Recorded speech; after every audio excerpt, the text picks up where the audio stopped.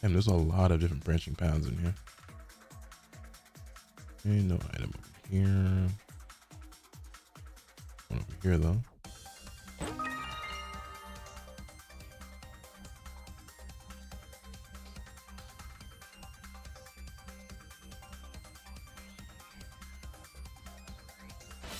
Well, hello.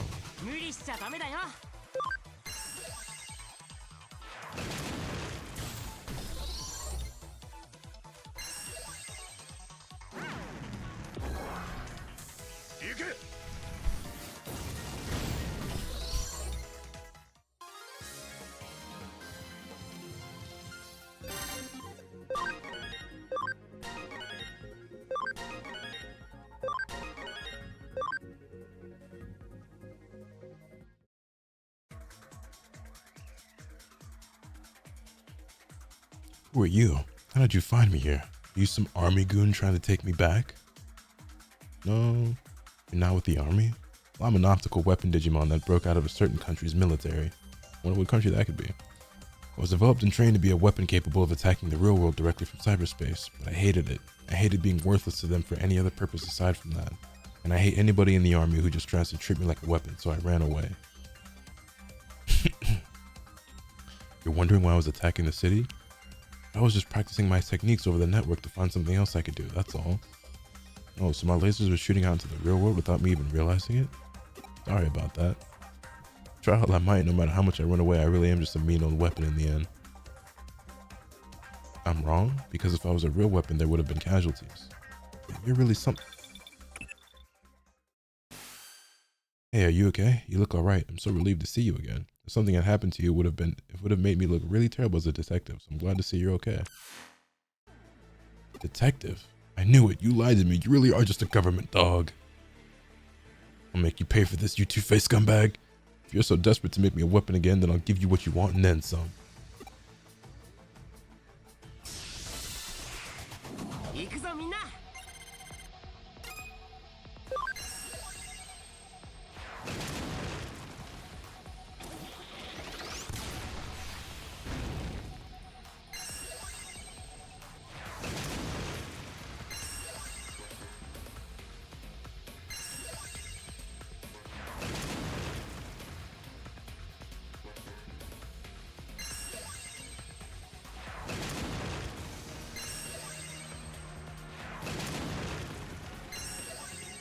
Government dog got a nice ring to it, not gonna lie.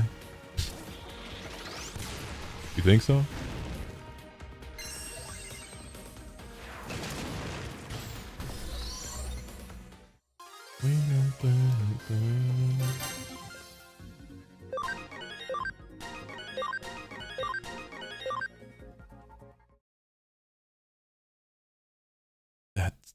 That's enough.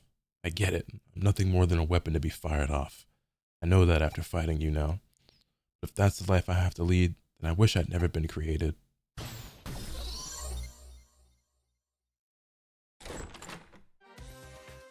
So it was a program Digimon made by a foreign military, huh? I'm sorry I interrupted your conversation then. Guess I gummed up the works real bad when you'd won them over. That's alright. Still, at least it put a stop to things, even though it ended poorly. It really did. Now it's become a serious situation. I mean, not only did you find a top secret military weapon, you also, well, destroyed it.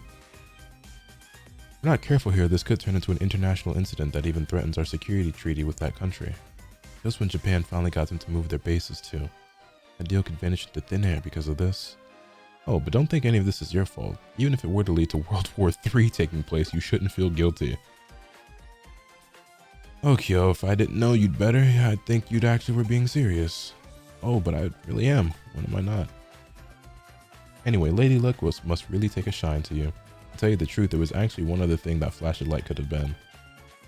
See, if it hadn't been a normal mazer, but instead a phonon mazer, you wouldn't be standing here talking to us right now.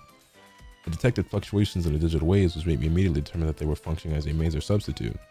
However, there was also the possibility that instead of microwaves being substituted, that it could have been ultrasonic waves. Rather than rely on photons, phonon masers, like the name implies, rely on amplified phonons, which make their properties fundamentally different. If you'd been facing a phonon maser back there, you probably wouldn't have been able to use it like a normal network line and connect jump. Now do you get how lucky you are? You did some great work out there, kiddo. And she's just okay that she could have potentially had my blood on her hands. Okay. Okay. That's what the youth is for in the first place. So keep it up.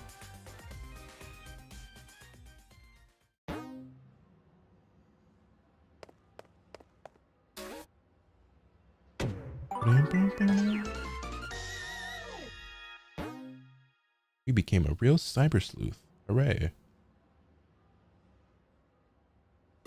Your next task awaits you.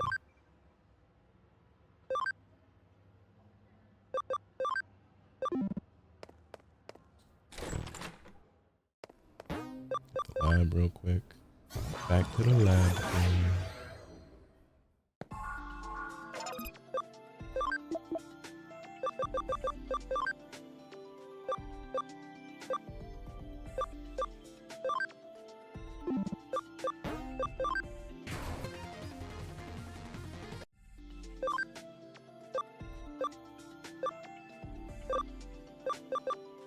I don't remember if I was actually working on something with this Hawkmon or if I was just doing this just cause. I think I was just doing it just cause.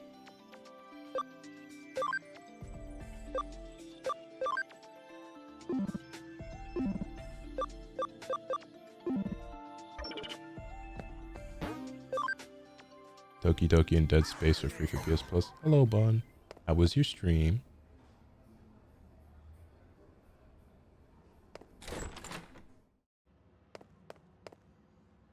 Chinese, that's it. That's the flavor my coffee needs. There's a Chinese restaurant here in Nakano. A good assistant would go check it out.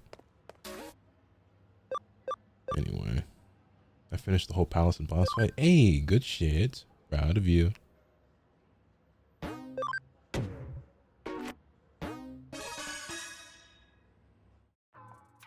Lotus, I know it's out of the blue, but are you hungry right now? Yeah, I could eat. Kids your age are always hungry. I know when I was 16, I was always fucking hungry. Actually, this case came from the web. Quite a strange one. Every request from someone who ranks gourmet restaurants as a personal hobby. I was tired, but I was pushing through since we have date night.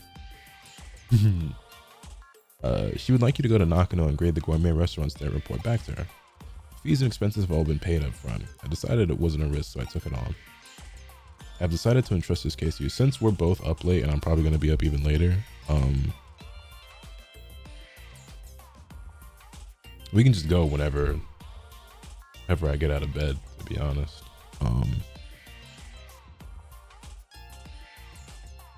Yeah, I think, hold on, what am I gonna upload today, I guess?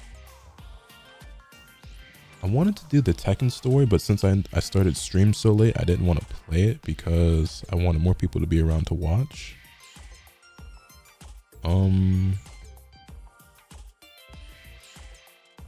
What could I get posted today? I have that IGN reaction video, I guess, although that's like filler. I'd like to double upload if I was gonna post that.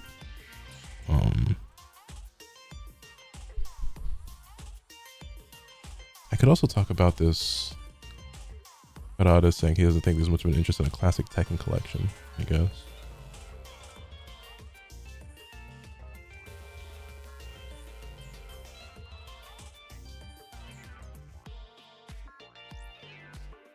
I'll figure it out. When is the Fortnite stream? That's a great question. Soon. Eventually. Anywho, I have decided to entrust this case to you guys. Kyoko, is that egg and rice place really all you can eat, doing all you can eat buffets now? Can I really eat for free, Kyoko? Yes, it's a present from me to all you hungry little kids. Please try your best on this one. So, the 3 restaurants we are going to are a Chinese restaurant, a sushi restaurant, and a tea house. Wait, what about the egg and rice place? Looks like each one of those places is in Nakano building. Oh, what about the egg and rice place? You can visit the places in any order. I'm starving. Let's just go. Say something about the Fortnite thing. Someone just asked one of the Fortnite streamers. Just couldn't do it tonight, and tomorrow's our date night.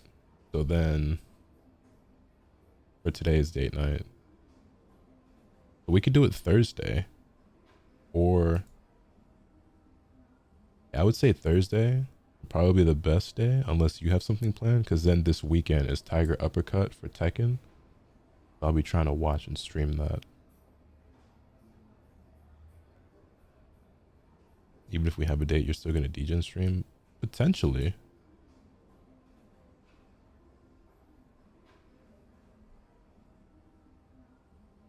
Are you saying you're recording more P5 artists on schedule on Thursday?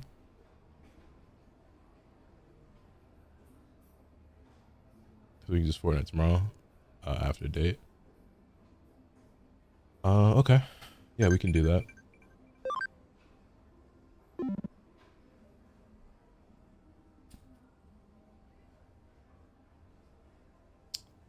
Yeah, fuck it. Sounds like a plan.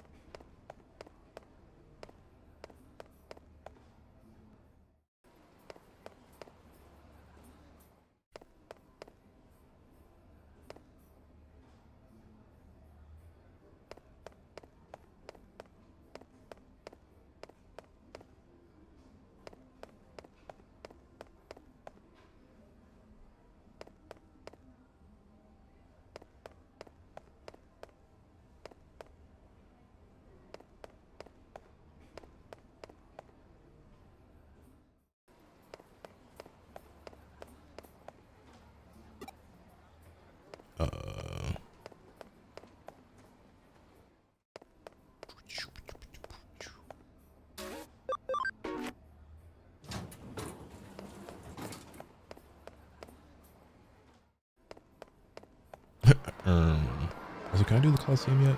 Please? Fuck, still? Was I supposed to get a K Cafe? No. Okay, wait. Now I'm lost. I wasn't paying as much attention because I was thinking about these plans. Where was I supposed to go first? I figured that they would be around wherever I was supposed to go, but... They're all here in the Nakano building, all the restaurants I'm supposed to go to. Where the niggas at?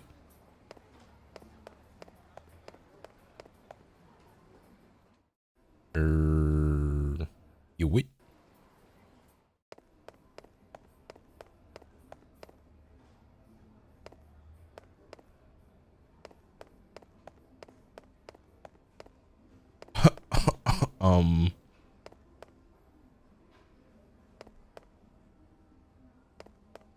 Are they at that restaurant over here? No, they're not out here either. Yo, where the fuck?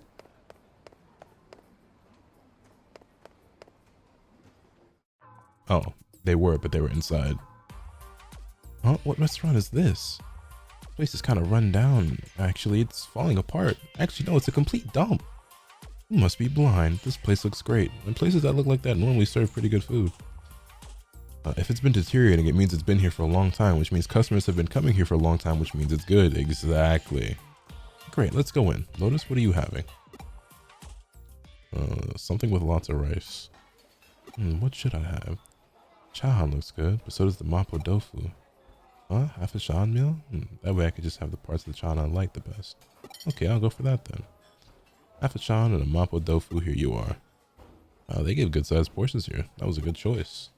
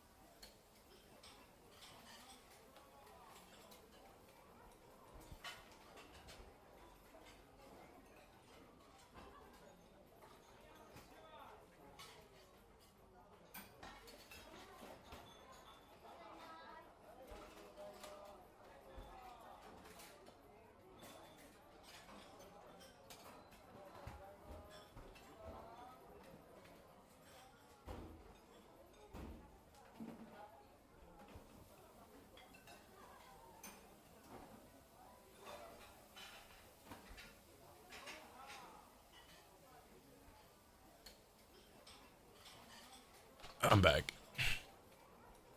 Delicious smell. Oh yes, it's the Sichuan pepper and the mapo tofu. That was mapo tofu, by the way. Why are they not saying tofu? Or is that a completely different dish? Oh, the Sichuan pepper is making a beautiful harmony with even more delicious star anise, I think, actually. I'm going to try and put the shahan in my mouth while the aftertaste of the mapo tofu is still in there. Yo, do we really need this dialogue? That was great. Oh, that was delicious. Just like I thought. This place is amazing. That was great. Crab omelet and egg shahan with stir-fried mushroom and egg.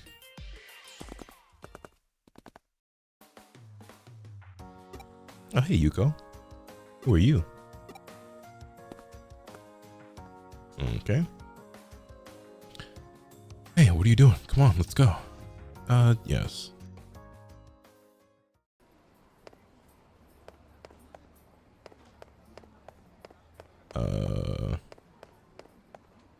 We go up to the 3rd floor next and goes to the restaurants up there. Kind of forget.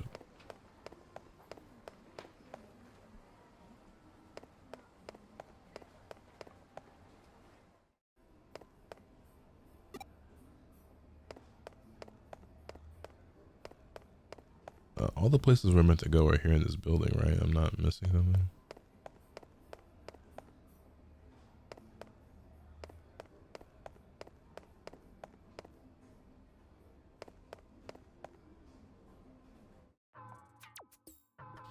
I'm coming. The sushi is next. She's very excited. What's up? You seem tense. Because it's a sushi restaurant where the food doesn't come around on a conveyor belt. I've never seen that before. Oh, that's so sad. What?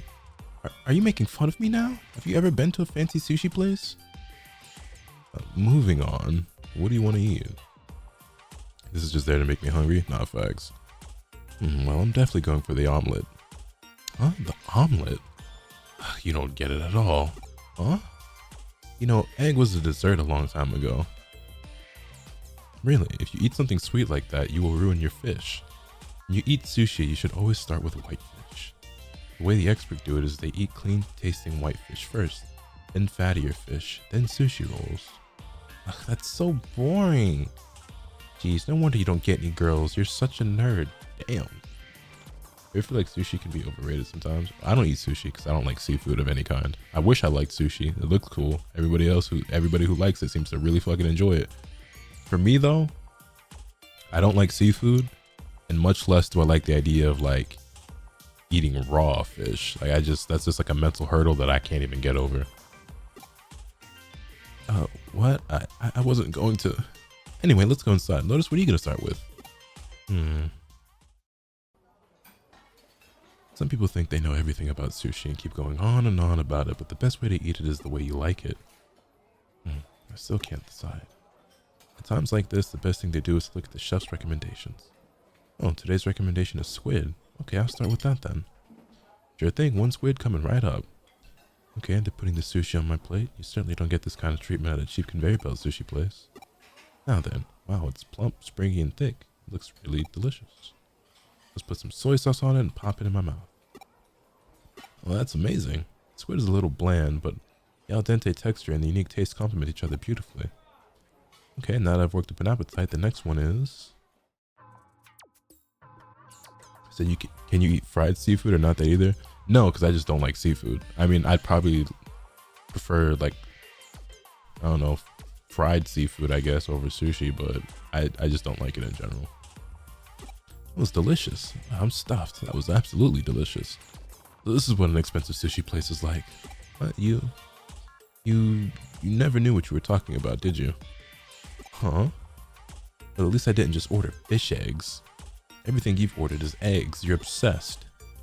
Also, when you left the restaurant, you said oasu, didn't you? I don't know what that means. I just wanted to try it out once. Is that not right? Aiso comes from the term aiso wo sukasu. It is used only by the staff to talk to the customers, never the other way around. Hey Lotus, wouldn't it be best if you wrote the report? Cool, that's great. That way I can focus on the eating part. I didn't like sushi growing up, but California rolls let me dip my feet in. What's in a California roll again? Then I had salmon and it was over. Yeah. Hey, don't just ignore me.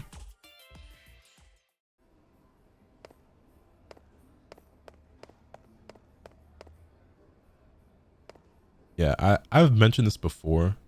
But you know, I'm not a guy who's lacking in self-esteem or confidence, right? There aren't many things about myself that I wish that I could change. You know what I'm saying? Like I like myself. You feel me? I love myself. However, if there was something about me that I could change, or that I would change if I could, it is how picky of an eater I am. I hate that I'm such a picky eater. I really do. I really, really do. Because the food that I enjoy, I really enjoy. I really do like food and eating. I'm somewhat of a big back myself, but it's hard to be big back when you're a very, very picky eater. So I don't really get to fully enjoy food. Plus, there's just certain things that, like, to my eye, they look really good, but to my palate, it just don't match. And I feel like there's just so many great dishes and meals that I'm missing out on. And like, I've tried as I've gotten older, because as a kid, I was also very, very picky. You know, my parents tried to force me to eat certain things, you know, eat your vegetables, try this, whatever. And I was always reluctant to do so. And I also had a really bad reaction to things I didn't like, to where it would genuinely make me gag and throw up, which at first my parents thought I was faking it, until they eventually realized, oh no, that is actually just his genuine reaction to the food he doesn't enjoy. And I kind of outgrew that to some extent. It's not nearly as bad as it was before. And I've just become somewhat a more adventurous eater as I've gotten older.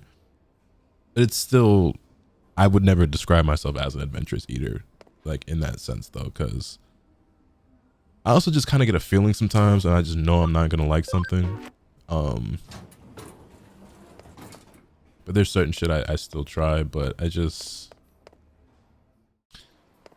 I don't know. I just feel like I'm missing out on so much, you know? Texas really turned me off to some good tasting food. I mean, it's not that specifically, but that can be part of it at times. I also don't like mixing certain textures at times. Cause like, I like crunchy, you know what I'm saying? I like things like Jello. I like things like applesauce. I like things like chips. I like the texture of like beef or chicken, or soups and sauces and gravies. So it's like, it's not that there are certain textures I don't enjoy, but sometimes certain textures feel like they don't fit with the taste, and also they feel like they don't belong with the other things that are part of the dish for me.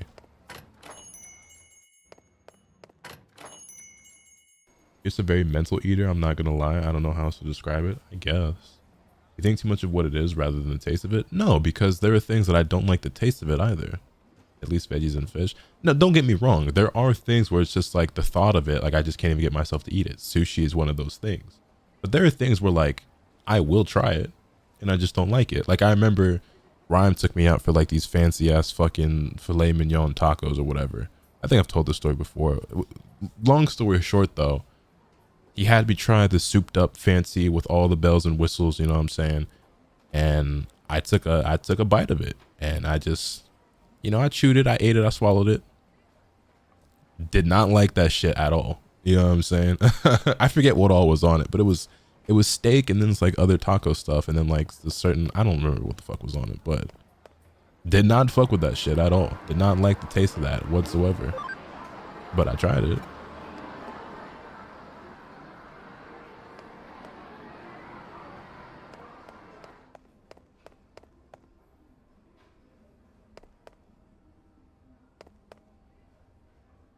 Okay, where's this last restaurant we need to go to? Some people make it like a crime to not like everything, but I mean, like, to some extent I get where they're coming from, but it's like, it's not like I chose to be this way. I don't want to be this way. I can't help it. Have you tried catfish? No, I haven't. This place sure does have a lot of menu options for a Teahouse. I'm also really big on smells.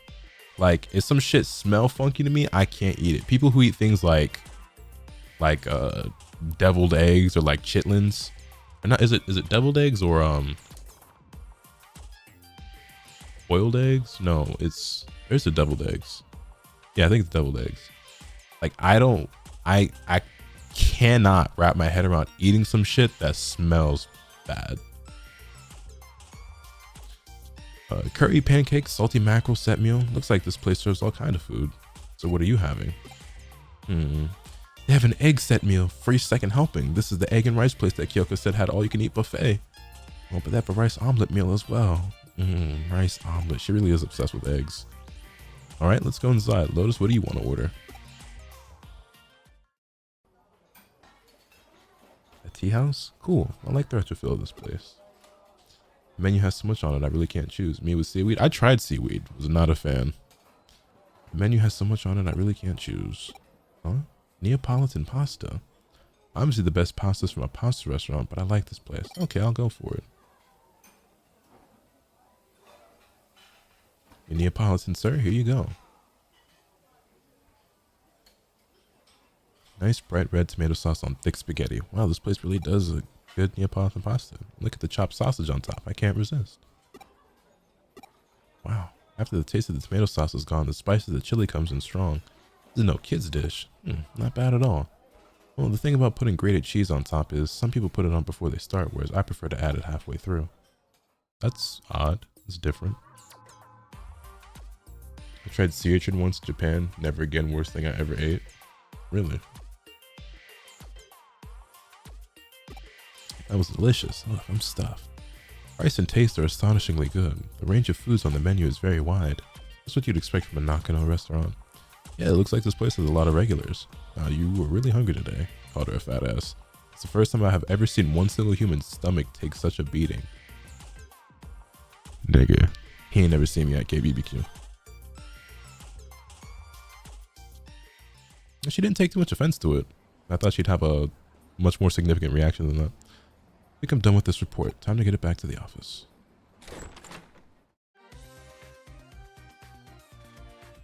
My dad told me my allergies were all in my head and he made me eat fish. That nigga tried to kill you.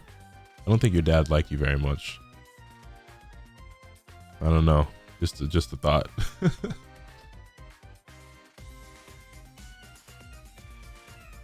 Like, bro, I'd love to eat it, but my body don't like it. I wish that my explanation behind shit was just that I was allergic to it. That'd be so much easier to accept, I think, and deal with. But no, I'm just the fucking child. Did you write the report, Lotus? Yeah, the report is good, but it's a pain in the ass to read. While we were eating, this guy just kept talking to himself and never spoke a word to the rest of us. Wow, I never thought you'd have such a talent for writing reports. So by the way, who is this undercover tester client anyway? He kept his true name hidden. I only know his web handle, so I don't actually know. And anyway, even if I knew, I have to keep that information confidential, so I couldn't say.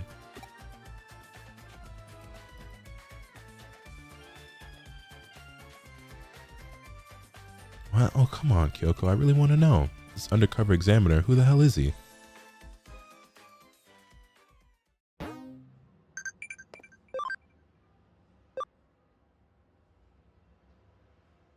That much time passed already? Fuck. I didn't get the...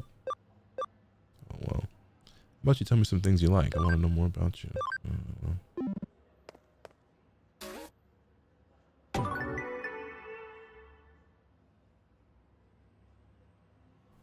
Yuzu kosho and sour cream in coffee. What's wrong with her, bro?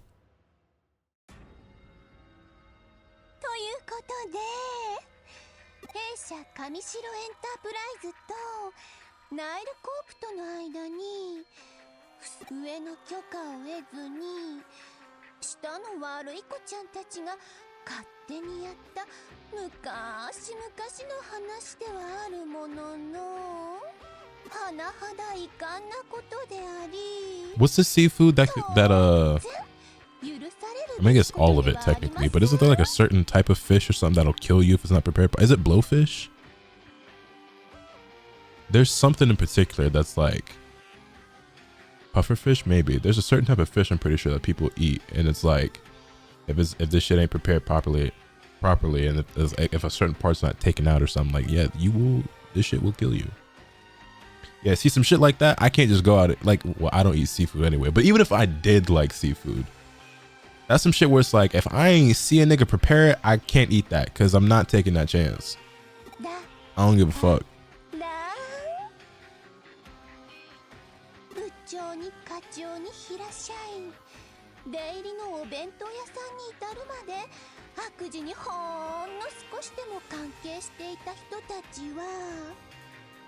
That and if you ate live octopus, you can die because the suckers get stuck to your throat. I always think about that every time I think about motherfuckers eating octopus.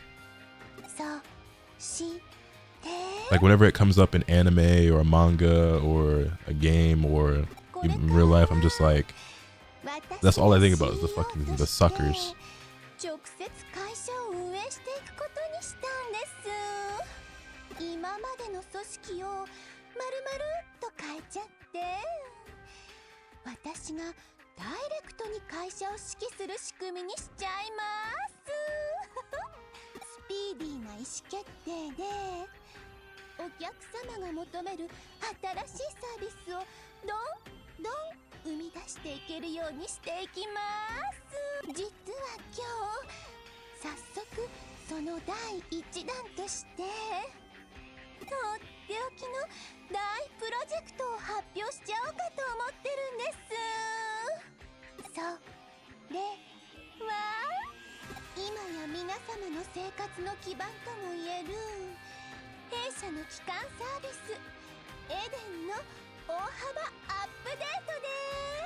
What's the most exotic thing that you've eaten before? Again, I'm a very, very picky eater, not very adventurous at all. So I haven't eaten very many things that I think you could consider exotic. Or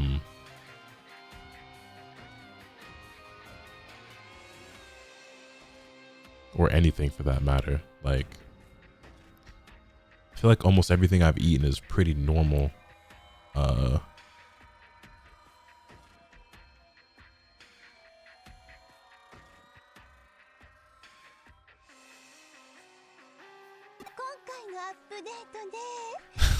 Like, the only thing that even comes to mind, I feel like maybe I've had something that's a little bit more outlandish than this, but like I've had lamb before, but like that's not even crazy, you know what I'm saying? That's just not like, you know, pork, chicken, beef, but I don't eat weird shit, you feel me? So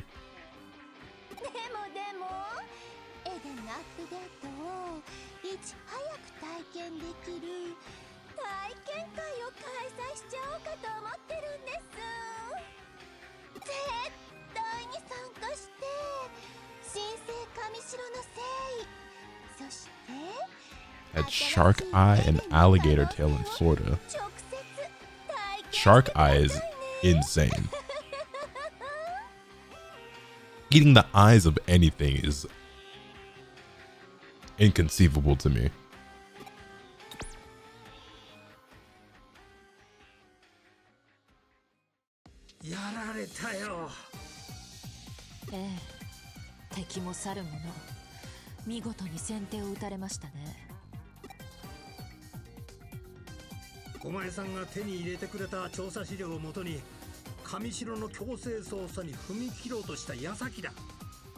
Can't believe you're live again so soon. Why not?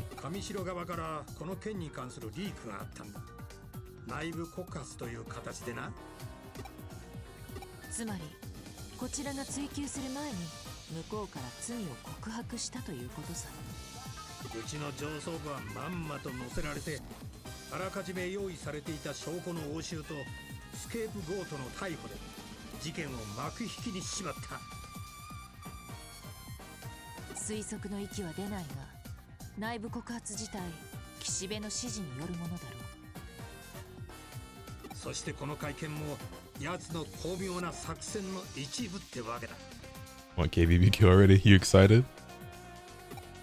Yeah, I wanted to go back soon anyway, just because like when we just went recently, I feel like I didn't enjoy myself nearly as much as I normally do. Not because the food wasn't good or anything like that, but I had like, I mean, you know this already, but I guess I'm really telling the stream. I had just stopped being sick enough to feel like I could leave the house. And I didn't have enough of my appetite back, so I didn't really get to thoroughly enjoy it. So I was like, fuck it, we going back not only because I wasn't satisfied last time, but also my little celebration dinner for the success of the subathon. Bag chaser for real, you know what I'm saying? Grind don't stop.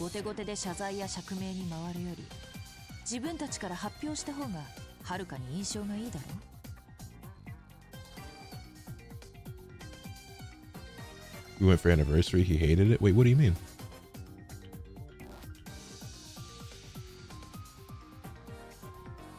I hated what? I didn't hate anything. No, you need to word that differently. I love the place that we went to and I enjoyed the food that I ate. I was upset with myself for my lack of appetite and not being able to eat the way that I normally do and properly enjoy the food, because I was just so horribly sick just recently before that. しかも新 CEO の就任とエデン大幅アップデートの発表を同時にやるとは。世間の目を分散させるいい手だ。まさに岸辺劇場だよ。相手はやはりなかなかのやり手だな。No, I didn't say this fat ass girl. I said this fat assed girl. As in this girl with the fat ass. 逆転の一手は岸辺とレイのハッカーたち。デモンズとのつながりを証明する。Can't believe you said it, Uni. Why not? だがデモンズに所属するハッカーたち That was の good, アカウン Adams. トは消されてしまっている状態でな。現実世界での特定は難しいだろう。そうでしたか。京ちゃん、すまなかったな。いえ、あの件に関しては焦って動いても結果は同じだったかもしれません。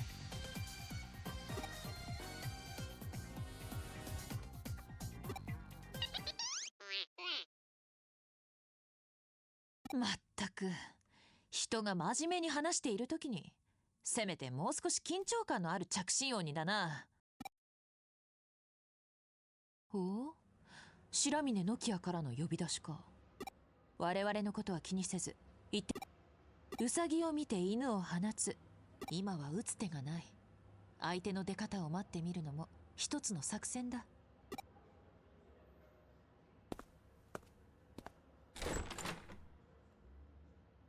Chapter 8. No stopping the Gale Girls. また女子くんの能力に頼るしかないな。まったくあの子は京ちゃんの親父さんが与えてくれた。でも少し急いだ方がいいかもしれません。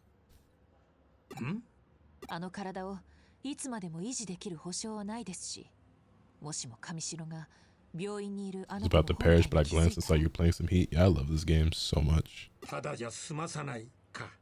あるいはひょっとしたらあえて泳がせているのかもしれません。とっくに気がついているのに。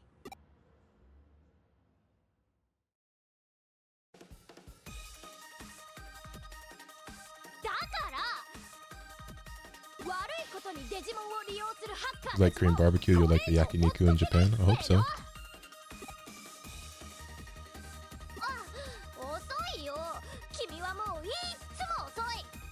そんでほっとけないからなんだってんだよ。決まってるじゃない。デジモンたちを助けるためにハッカーたちをやっつけるの。おいおい、ずいぶんと鼻息が荒いな。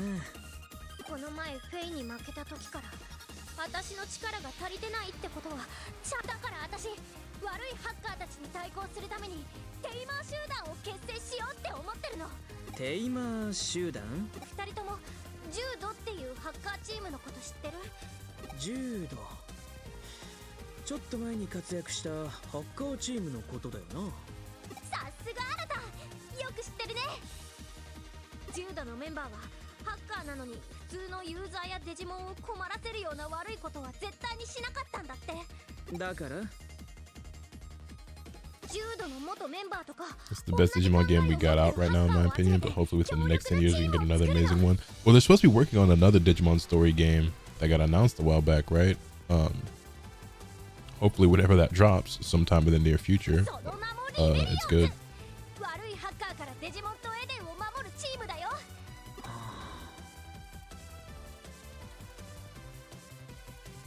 You can do the same on Sparking Zero? Yeah, probably. I'll be making a lot of different content for Sparking Zero. You're gonna make a bucket list for the Japan trip?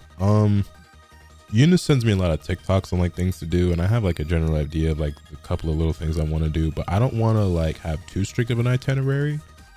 We're gonna be there for quite some time, so we're gonna have, you know, opportunities to do a lot of different things, but I think part of the fun will also be like not having a plan some days and just kind of wandering around.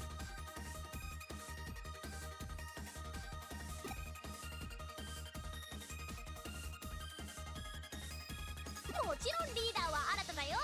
っていうか、新たしかいない。ああ Yeah, I know.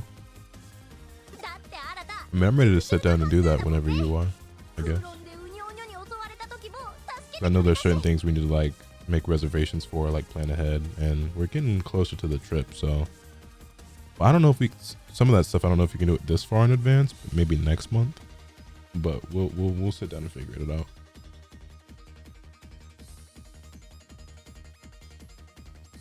あ、君も参加だからね。大丈夫大丈夫。心配しなくてもグリーダー補佐くらいにはしてあげるからね。はい、決まり。チーム名はリベリオンズでいい？それかデジモンヘルパーズ、略してデジヘルでも。断る。 Shut that shit down real quick. 断る？なんでなんで？ Forget these things are booked months in advance. No, I didn't. I just acknowledged that. あ、ひょっとしてリーダーっていうのが不安？なんならボスでもキャプテンでも監督でも親方でも新たの好きなように。オタクのごっこ遊びに付き合ってる暇はねえんだ。ごっこ遊び？俺はあのイカれた病気の原因を探るのに忙しい。勝手にやってろ。おい。オタクもこんなやつに付き合ってる場合か？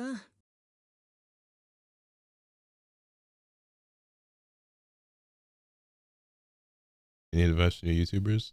Yeah, click that link. I talk about it right there. ちょっと話があるんだ。後で新宿に来てくれ。何よあれ、感じ悪い。いいもん、仲間になってくれなくったって勝手にやる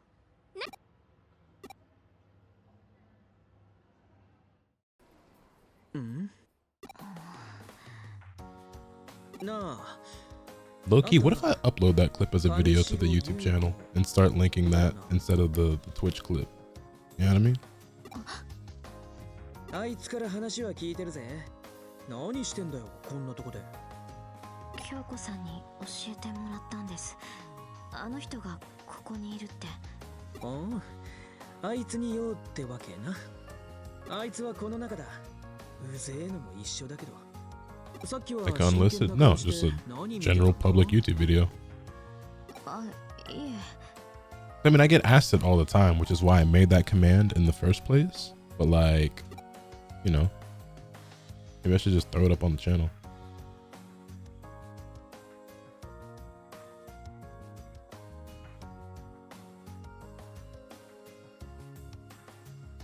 And that clip is mad old too. That shit is 3 years old at this point. I'm still in the old room and everything. I'm playing Dragon Ball. I was probably having fun.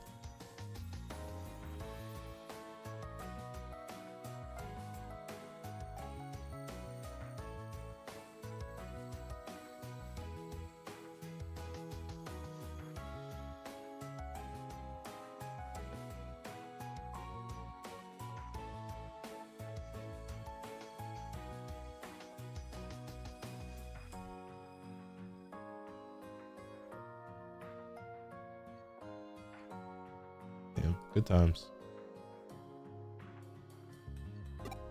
You have Digivolutions you really like outside of the norm that's on anime? Don't know like how far you have gotten, how much you've played, so I'm not trying to potentially say stuff I'm supposed to.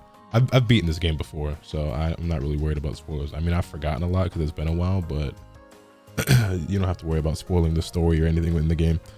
But as far as your question, I've never really watched much of the anime. Like I've seen some episodes here or there, but I don't even know like what the mainstream or norm or popular shit is. I can take a guess on some of them, but my favorite Digimon is Vmon and all his Digivolutions. That's my favorite shit. And as far as like stuff in this game, I really like Mastermon, Leopardmon, if I'm just thinking of like Megas right now, Shine Greymon, big Angie Womon fan,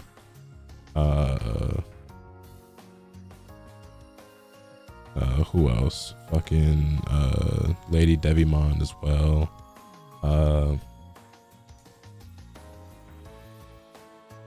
War Greymon.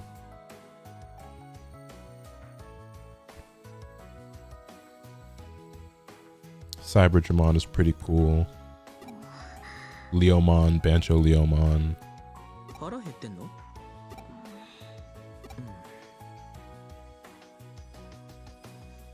そんじゃあまたな。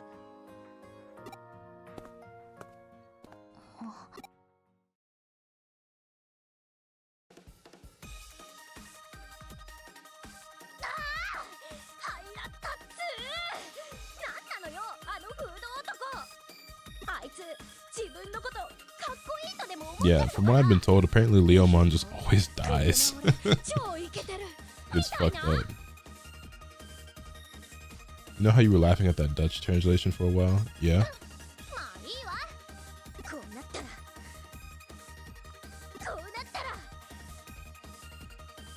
Boy, do I have something for you. Oh, Lord. I don't even remember the original one that had me cracking up so bad.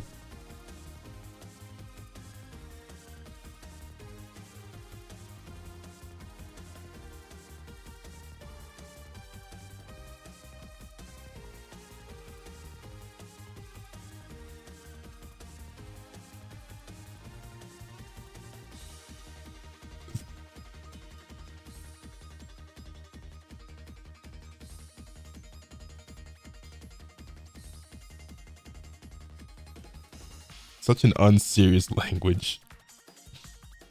Oh, anti-baby villain. Anti-baby villain.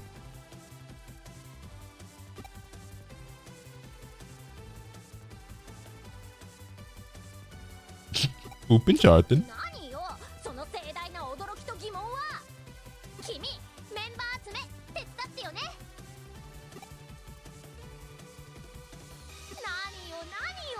Zarok, where are you from again? Are you German? I can't remember. I know you don't live in America. You're not from America. Germany, yes, gotcha.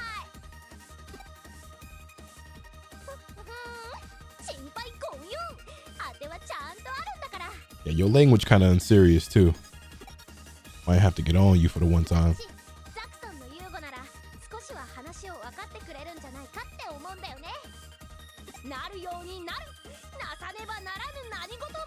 It's cool how you can break down a word though even if you don't speak Dutch.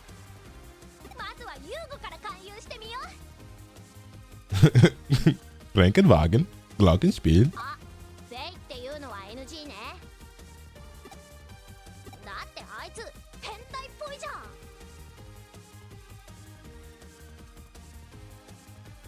Why say glove when you can say Hanshu? Hanshu is hilarious.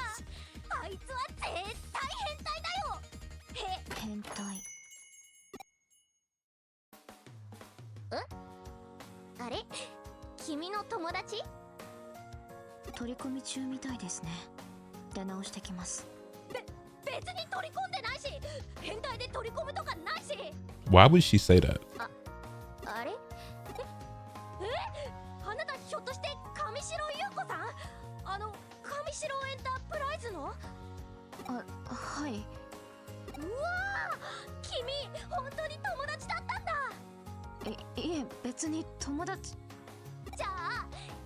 I want to watch Digimon.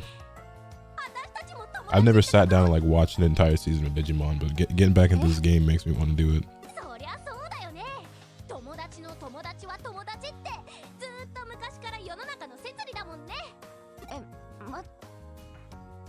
What is this?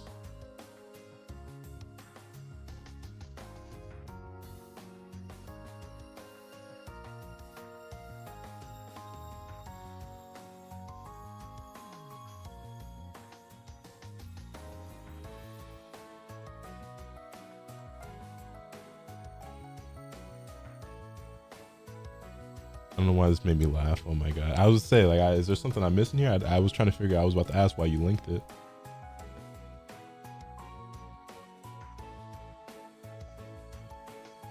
Digimon Adventure survives purely on nostalgia. ノキアって呼んでいいよ。アキーノでもいいけど。あ、これ小学校時代からの呼び名。 Just so unfortunate. It really be like that when it be like that. Especially when it be like that. あなたのことはユウコッチでいい？ユコリンとかでも超可愛いかも。出直してきます。ユウコッチ、またね。 Do watch Digimon and go through the seasons. Just don't hold us too harshly in contempt for season 4. The thing I've figured out with watching older stuff like older anime that were meant for kids, like a Pokemon or a Yu-Gi-Oh or Digimon, gotta watch them in Japanese. It's easier to digest that way. Because you don't, and maybe a big part of it is because you don't speak the language, so you don't, or at least I don't, right? Some of you might. But you lose a little bit of like, is nuance the proper word to use here, or like, you know what I mean? Just like certain inflections and there's certain like kind of ways to talk, because you know, like there's a certain way people enunciate and act and like voice and stuff and like some of those series, because it's kind of more kiddie, right? And when you listen to it in a different language that you don't understand, you kind of lose that, which is good when you're older. You know what I mean? Because like they very well may be doing the same thing in Japanese, but I don't speak the language, so I can't really tell.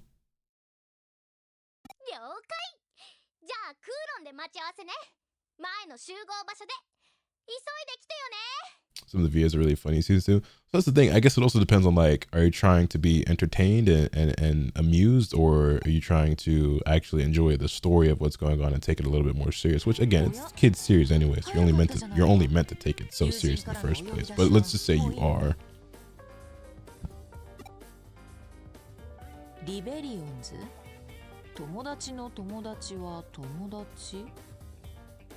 Ethmon's an Elvis impersonator in the dub. It was good for that. That's actually pretty funny.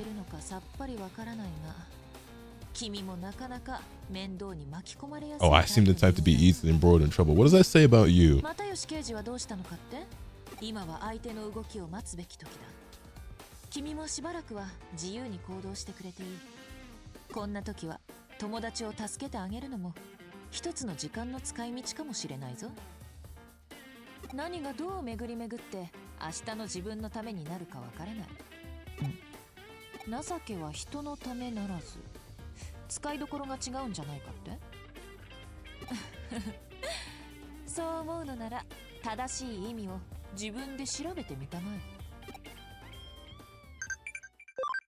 Damn, 8 messages.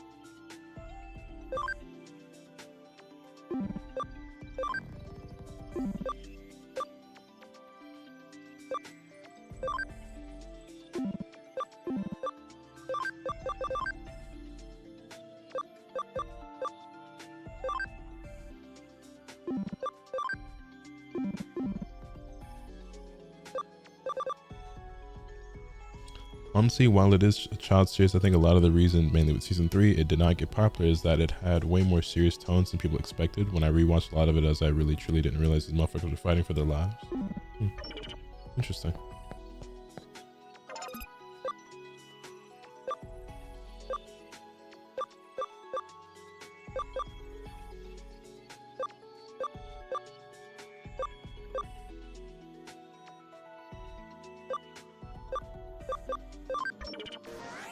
Run here real quick.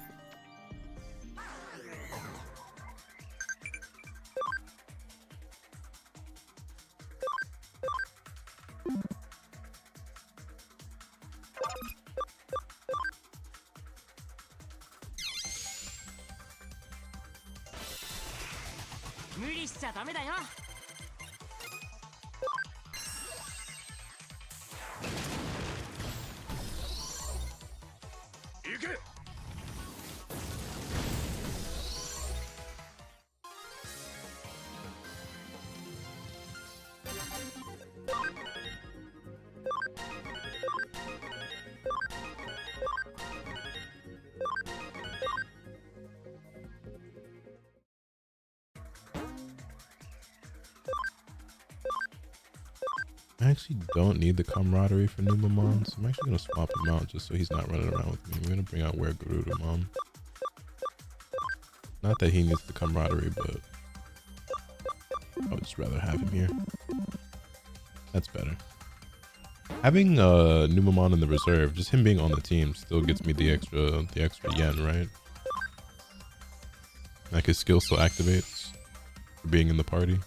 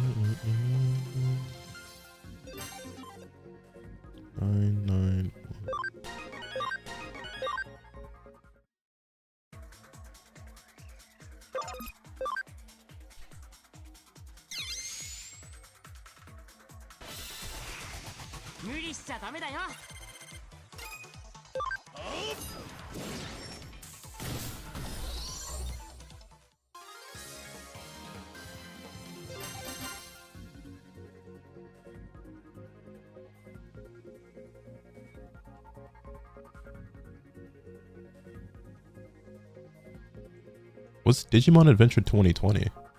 It looks like the OG Digimon, but like, is this like a remake of the OG Digimon or like, what is this? 2020 is a remake. Is it any good?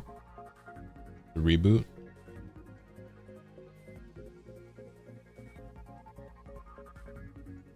I opened up Crunchyroll to see like what series were available, like what Digimon series were available on Crunchyroll, and I saw this. From what I heard, no. Oh, I see. Has the same core elements, but spins it around in an interesting way. It was decent. Adventure is the Taichi show. I see Digimon Adventure Try is also on Crunchyroll.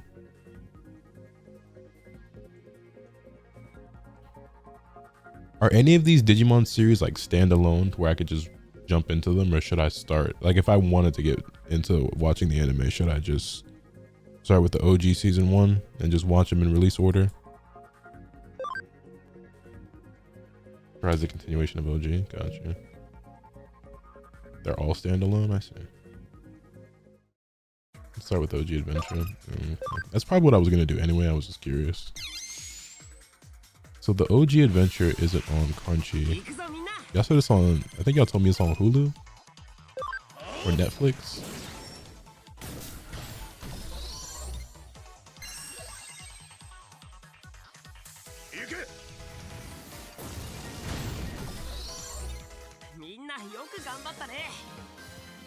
Oh, that shit is not on Netflix. They ain't got no Digimon on Netflix, actually.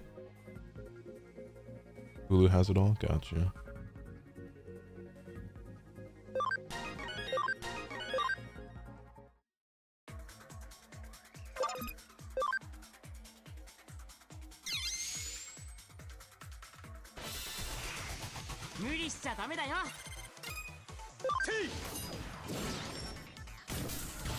Do I have Hulu? Or does Eunice have Hulu? One of us does, right? I think she does. That's how we were watching Bleach.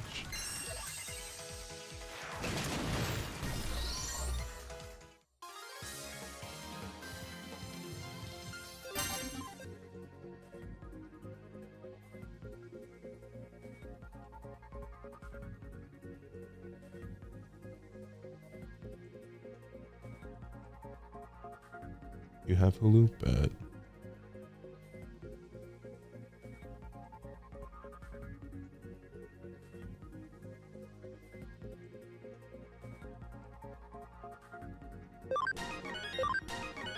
Damn, I wasn't in here necessarily trying to grind per se. I was in here trying to get to a point where I could digivolve some of these based on their experience for the better ABI, but if the water gets here early, it's supposed to get here at the earliest at 9 a.m. But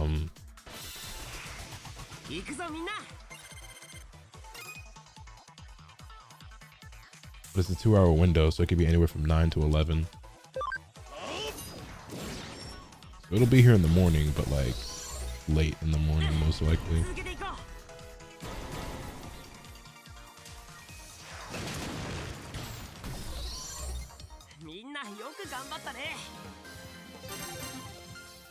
There we go.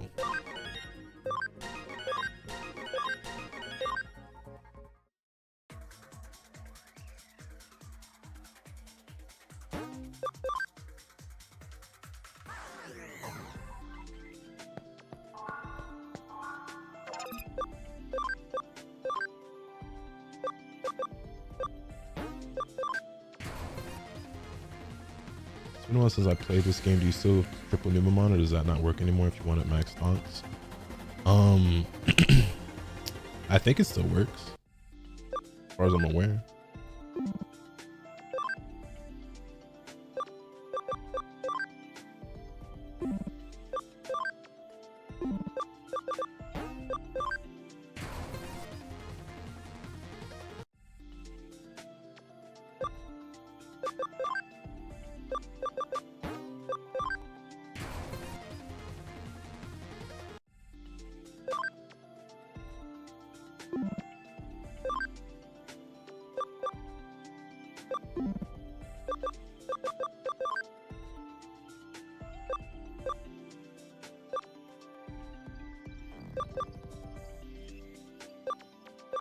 I should actually de-digivolve Rise Greymon because I don't have ABI high enough for any of these anyway.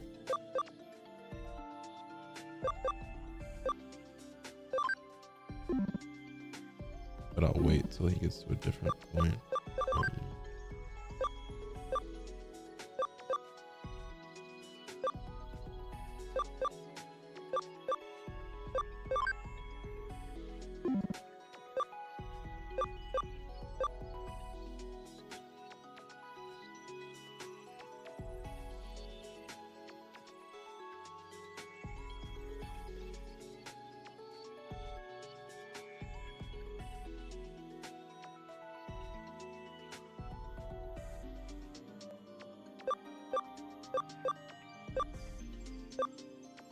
See myself getting hooked onto this game. It's very easy to get hooked on this game. This game is so good, man.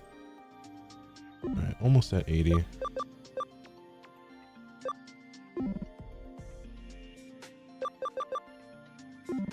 Honestly, like, the story in this game is cool. I fuck with it.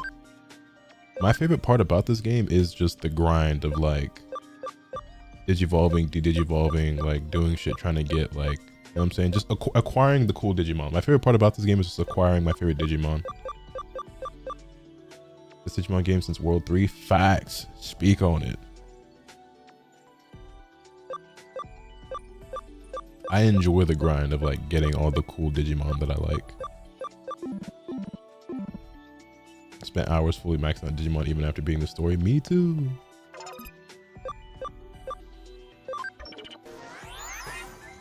Have you ever made a Pokemon starter tier list, or do you fuck with enough of them to even do so? I'm pretty sure I have done that at some point. I know I have actually, and I'm sure I've tweeted it.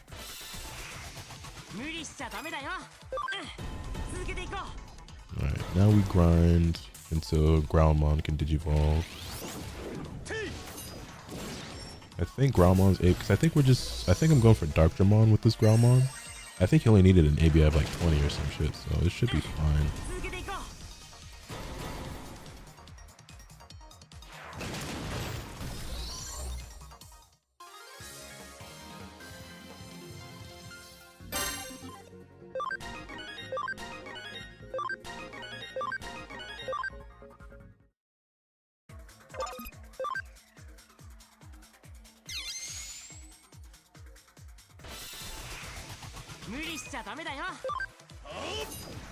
The hardest parts for the plant were getting enough mons for the decks, 30 Ws online, and getting all 500 medals. I never bothered getting the platinum in this game, even though I played it so much before.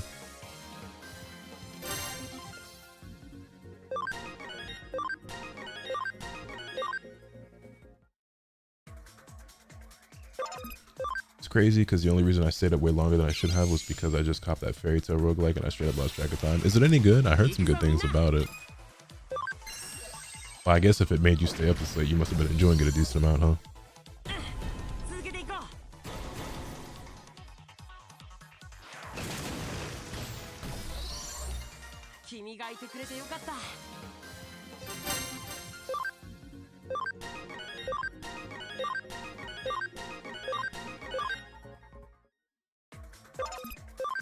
W's online maybe become the worst version of myself, to be honest. Was it a tough grind?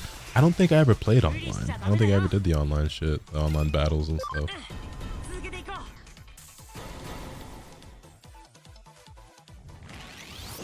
I really don't remember for sure though.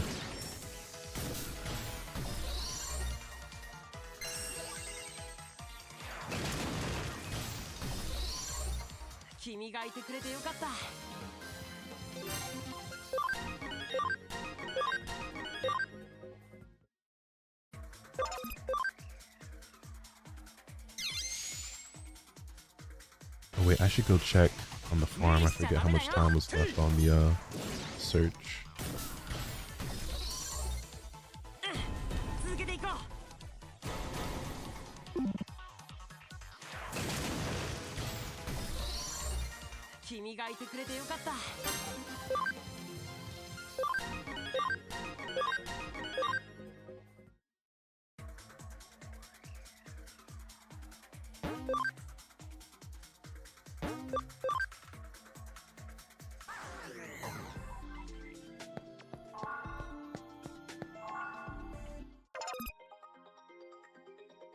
$49.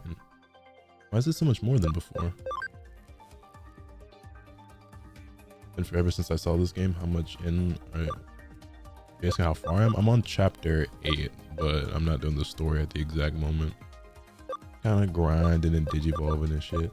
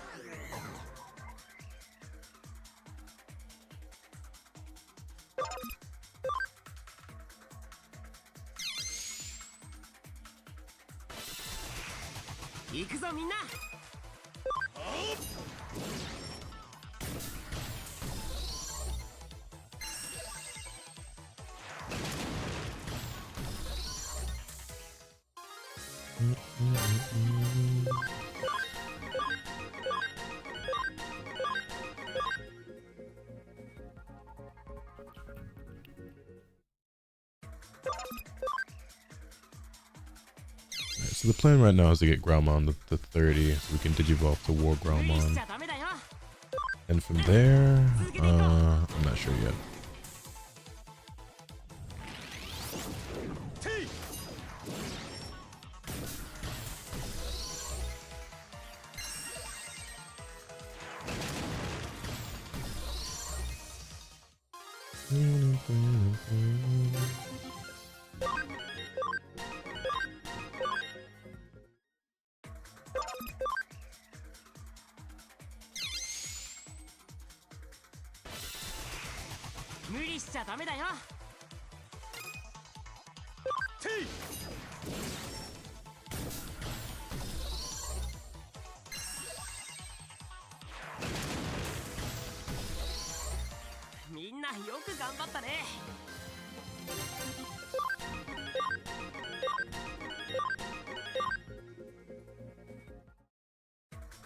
Yeah, I think what I need to do is save scum the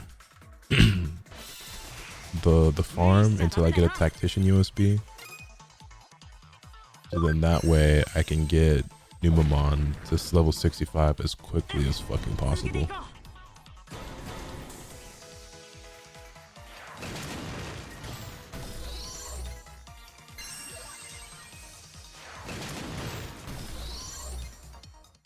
I meant to do it on some of the early ones, but I always got caught up in the middle of something and wasn't able to save in time before the investigation or whatever ended, or the development cycle or whatever.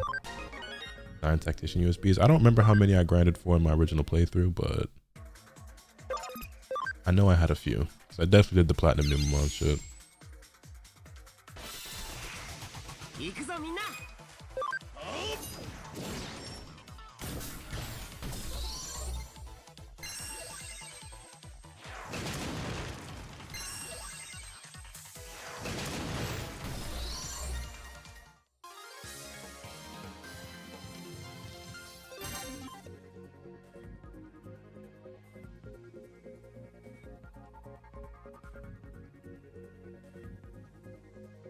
Okay, he's level 30, but let's go a few more until we get, you know, yeah, his EXP to end in a 0 or 5. Yeah, Tactician plus full Numemon squad is OD.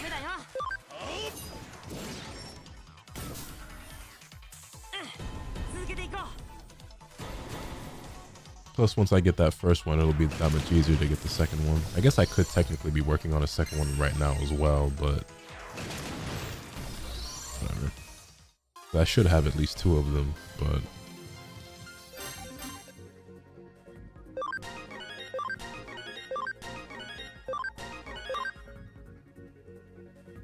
alright, perfect. Let's go digivolve Growlmon.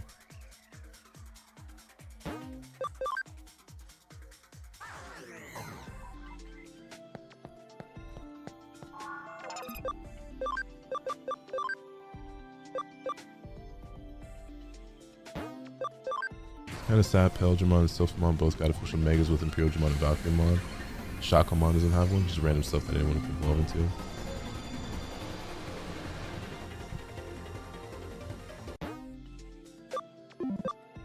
Okay, now War Growlmon.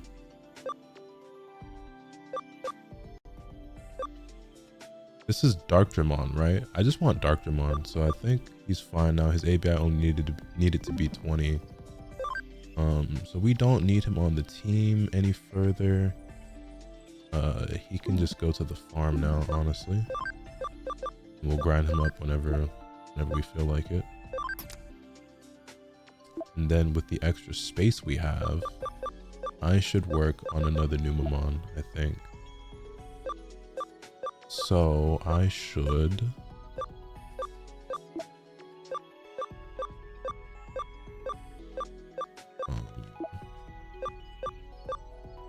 I know what I can do.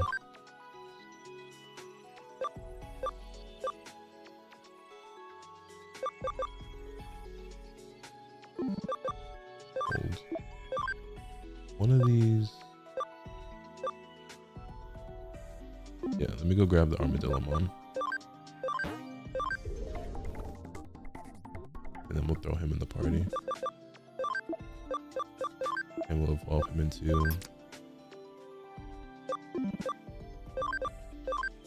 Gold Numemon.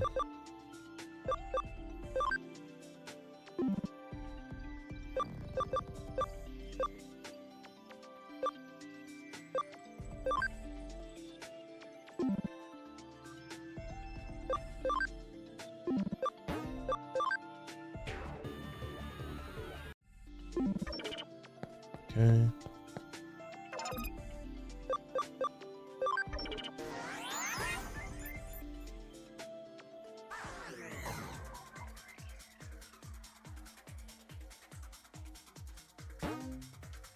Wait, for the team now. Hold on. Does anybody need camaraderie? No, just Numemon and them, they don't need camaraderie, so it's fine. Okay, this lineup is fine.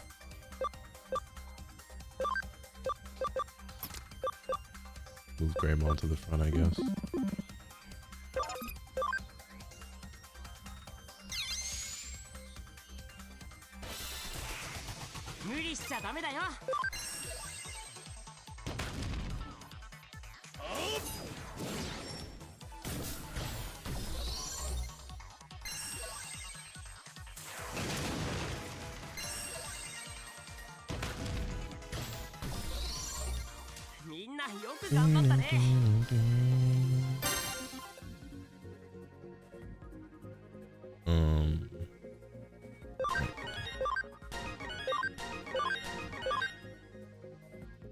I need to keep my eye on Greymon when he gets to right spot, because we need to de-digivolve him actually.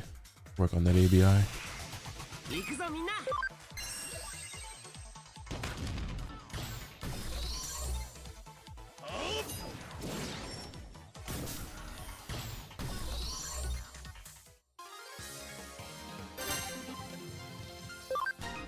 Yarumon's maxed out. Didn't take too long. Back out again. Oops.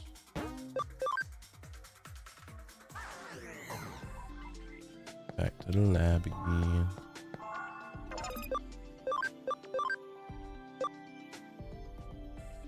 Oh, camaraderie needs to be 10%. I know how to fix that. Get your ass on the farm real quick.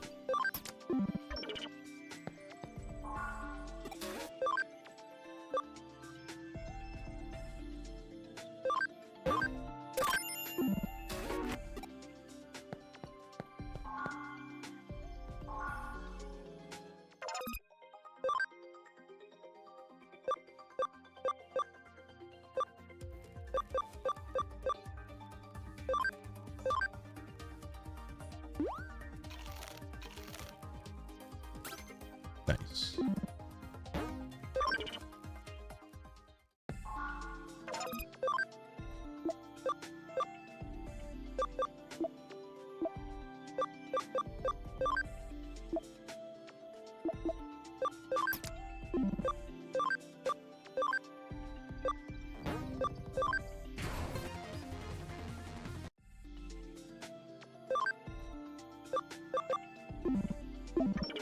Right, now let's get him up to gold. Level translations are bullshit, by the way. Japanese perfect, English ultimate, German is ultra, then Japanese ultimate, English and German mega, then Japanese super ultimate, and English is ultra, German is ultimate. Like, they couldn't properly communicate. Yeah, that actually makes it OD confusing. What Diaboromon special move shoots energy balls from his chest?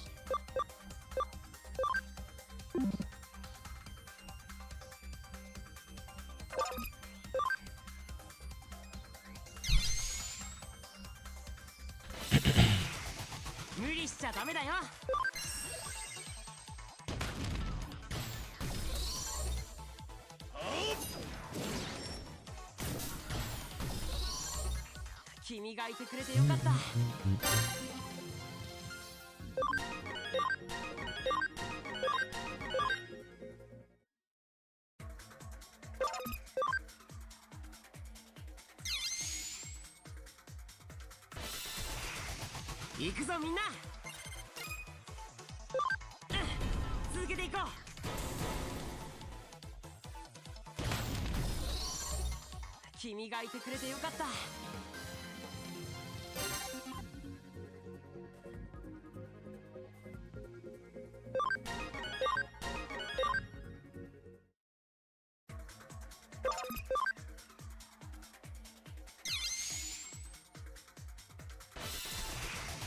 行くぞみんな。みんなよく頑張ったね。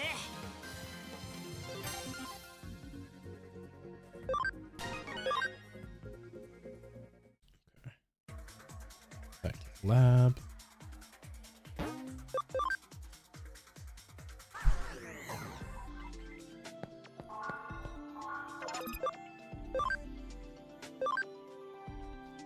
Rise Greymon down to Geo Greymon.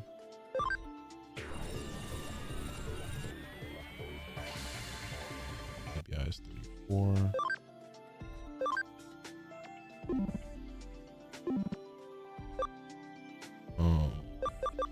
Optimon. Go back up to Ogremon.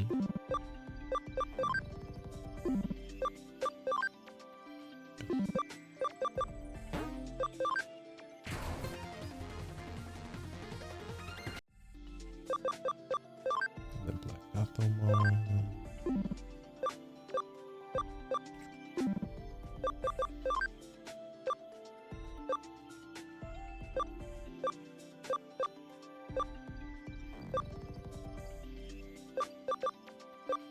Okay, everything's going smoothly so far.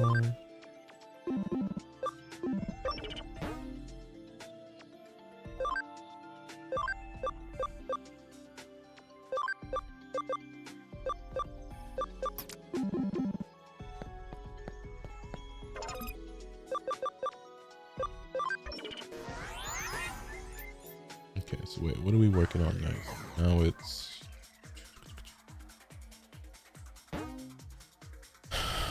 so now we need Armadillomon up so he can evolve into Gold Numemon. Then we're working on both of those, getting up to Platinum. Ogremon and Gatomon, we're just going up and down for ABI. Geogreymon needs ABI. Xgreymon needs ABI. Grapleomon and Rivermon just want levels. Okay.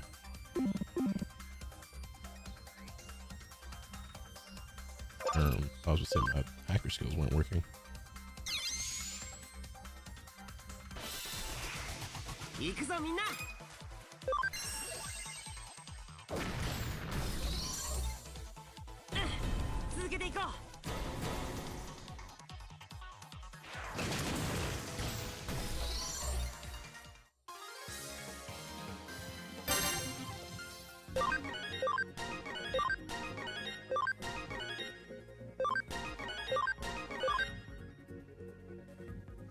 So keep an eye on Geogreymon.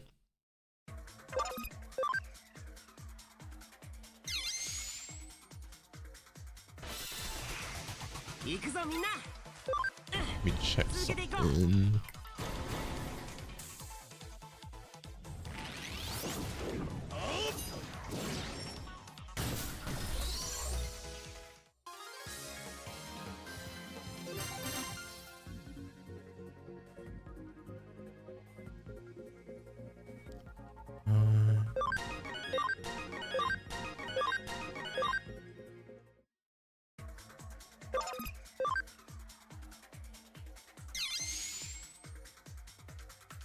Oh, you know what else I want? I want a Goonimon. I think a Goonimon's really cool. Digimon World 3 made me think he was like one of the coolest Digimon ever.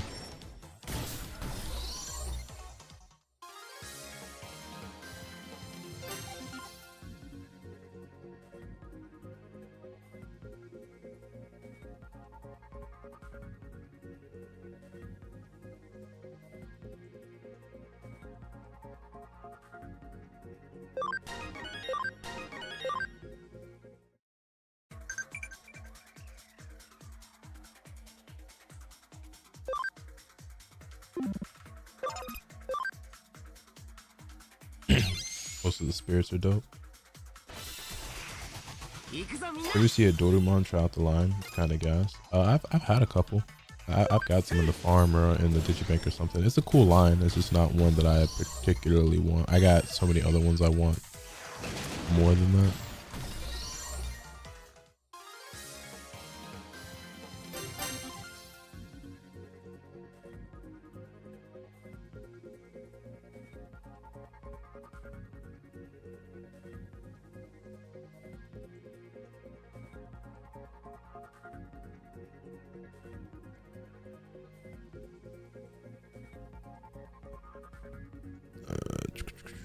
Couple more Farmadillamon.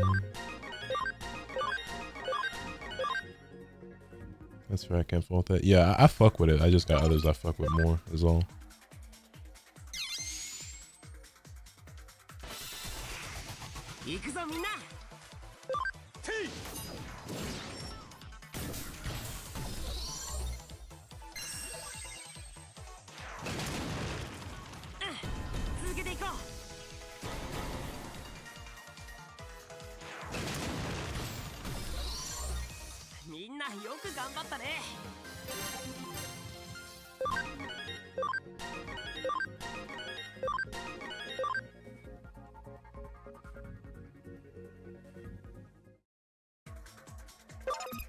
Okay, one more level for Armadillamon before we can digivolve him.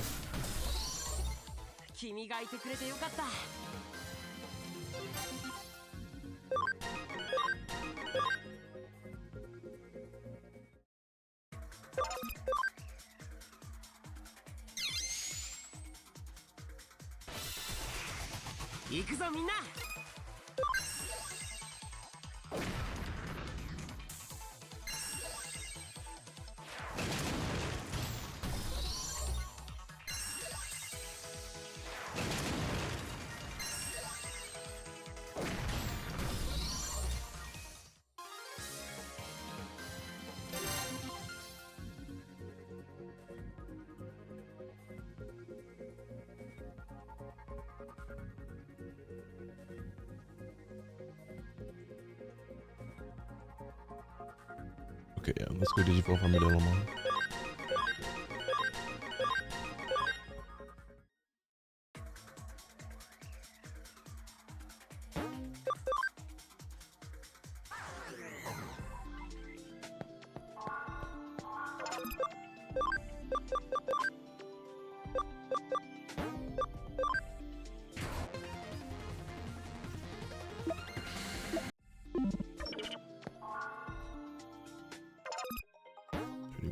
Okay, I think I'll keep going with this until we get to like that 1 minute mark there, so we can save scum and get a tactician USB.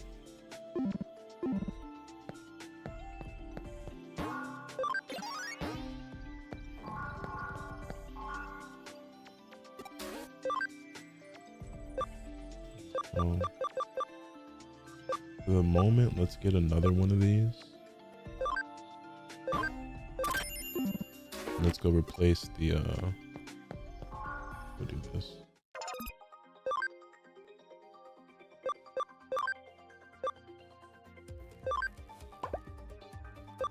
Just use 5 of these.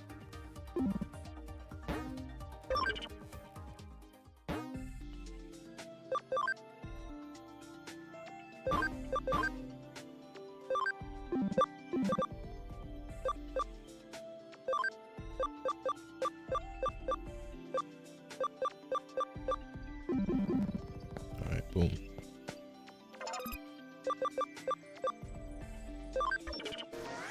Have a good day / night, my DigiDestined gamers. You'll take it easy, Endless. Thank you for hanging out. Appreciate you. Well, hold on, wait. What are we doing now? So, Hirumon needs levels. Grappleomon needs levels. XVmon, I guess we're just here for ABI. Gatomon, ABI. Greymon's ABI. And Ogremon is also here for ABI. So let me just keep track of their levels and stuff for Digivolution.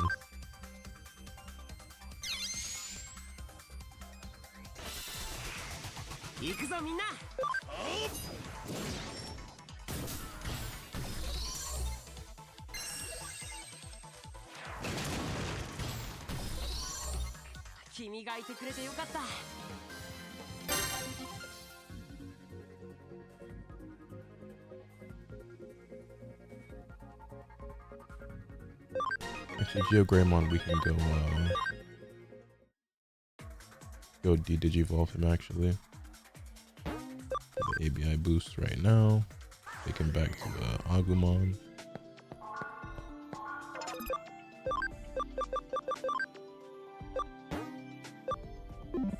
What's his ABI at? 34. Take some back. Takes him to a 40. Let's go.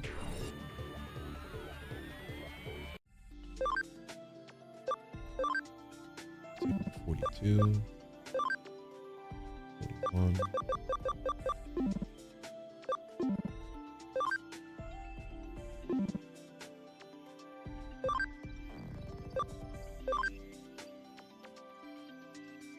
I mean, I guess. Go all the way back to a Coromon.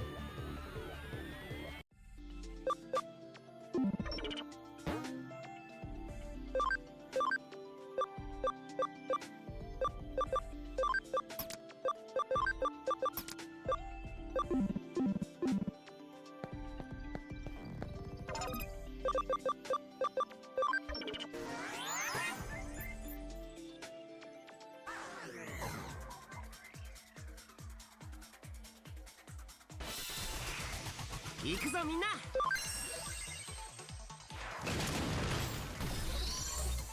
みんなよく頑張ったね。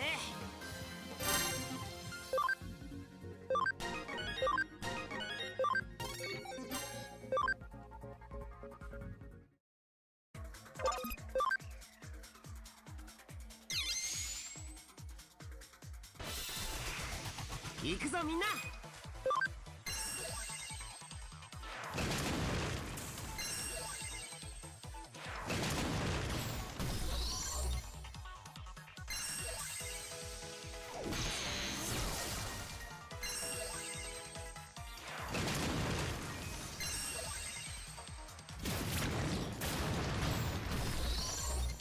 みんなよく頑張ったね。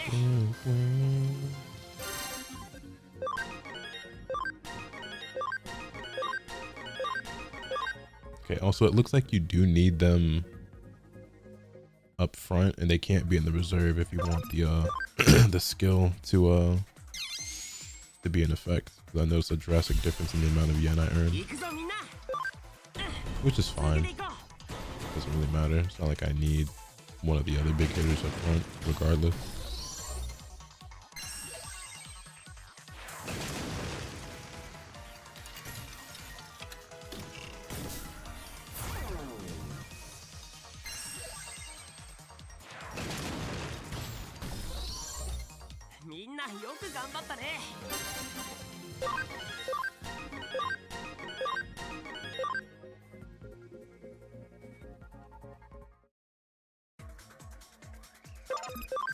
Keep an eye on Coromon.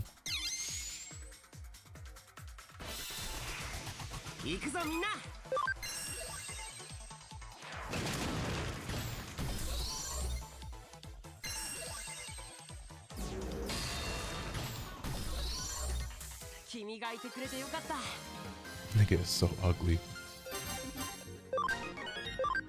Why they gotta make Numemon so useful and so ugly?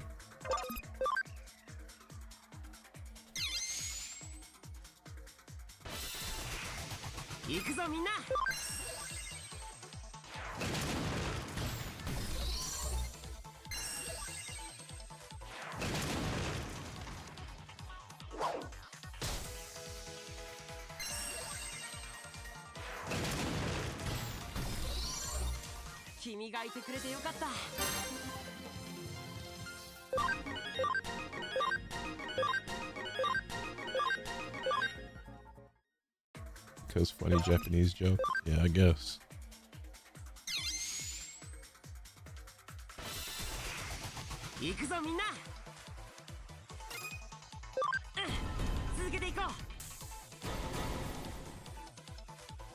Actually, hold up, is iMusician gonna be at Tiger Uppercut? No, he's not. I think I saw iMusician tweet what his first event was going to be. I forget what it is though. I know that he's back and ready to compete. Well, maybe he didn't. I guess he didn't actually. I'm surprised they signed him at this point.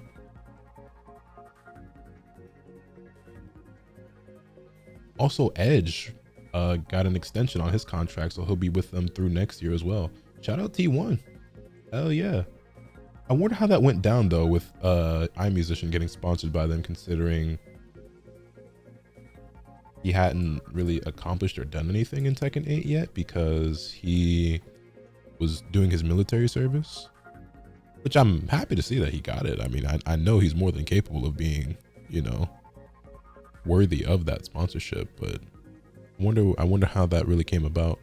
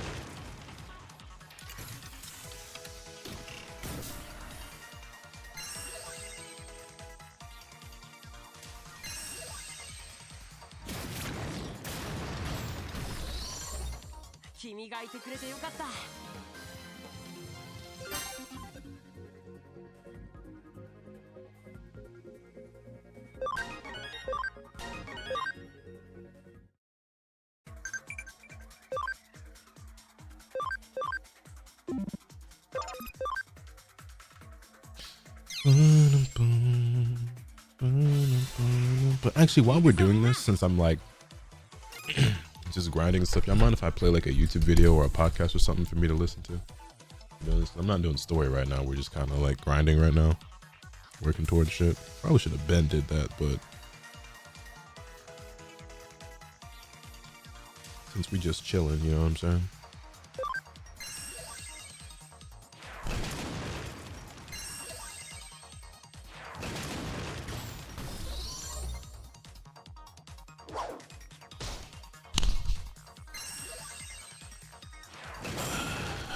Let's see.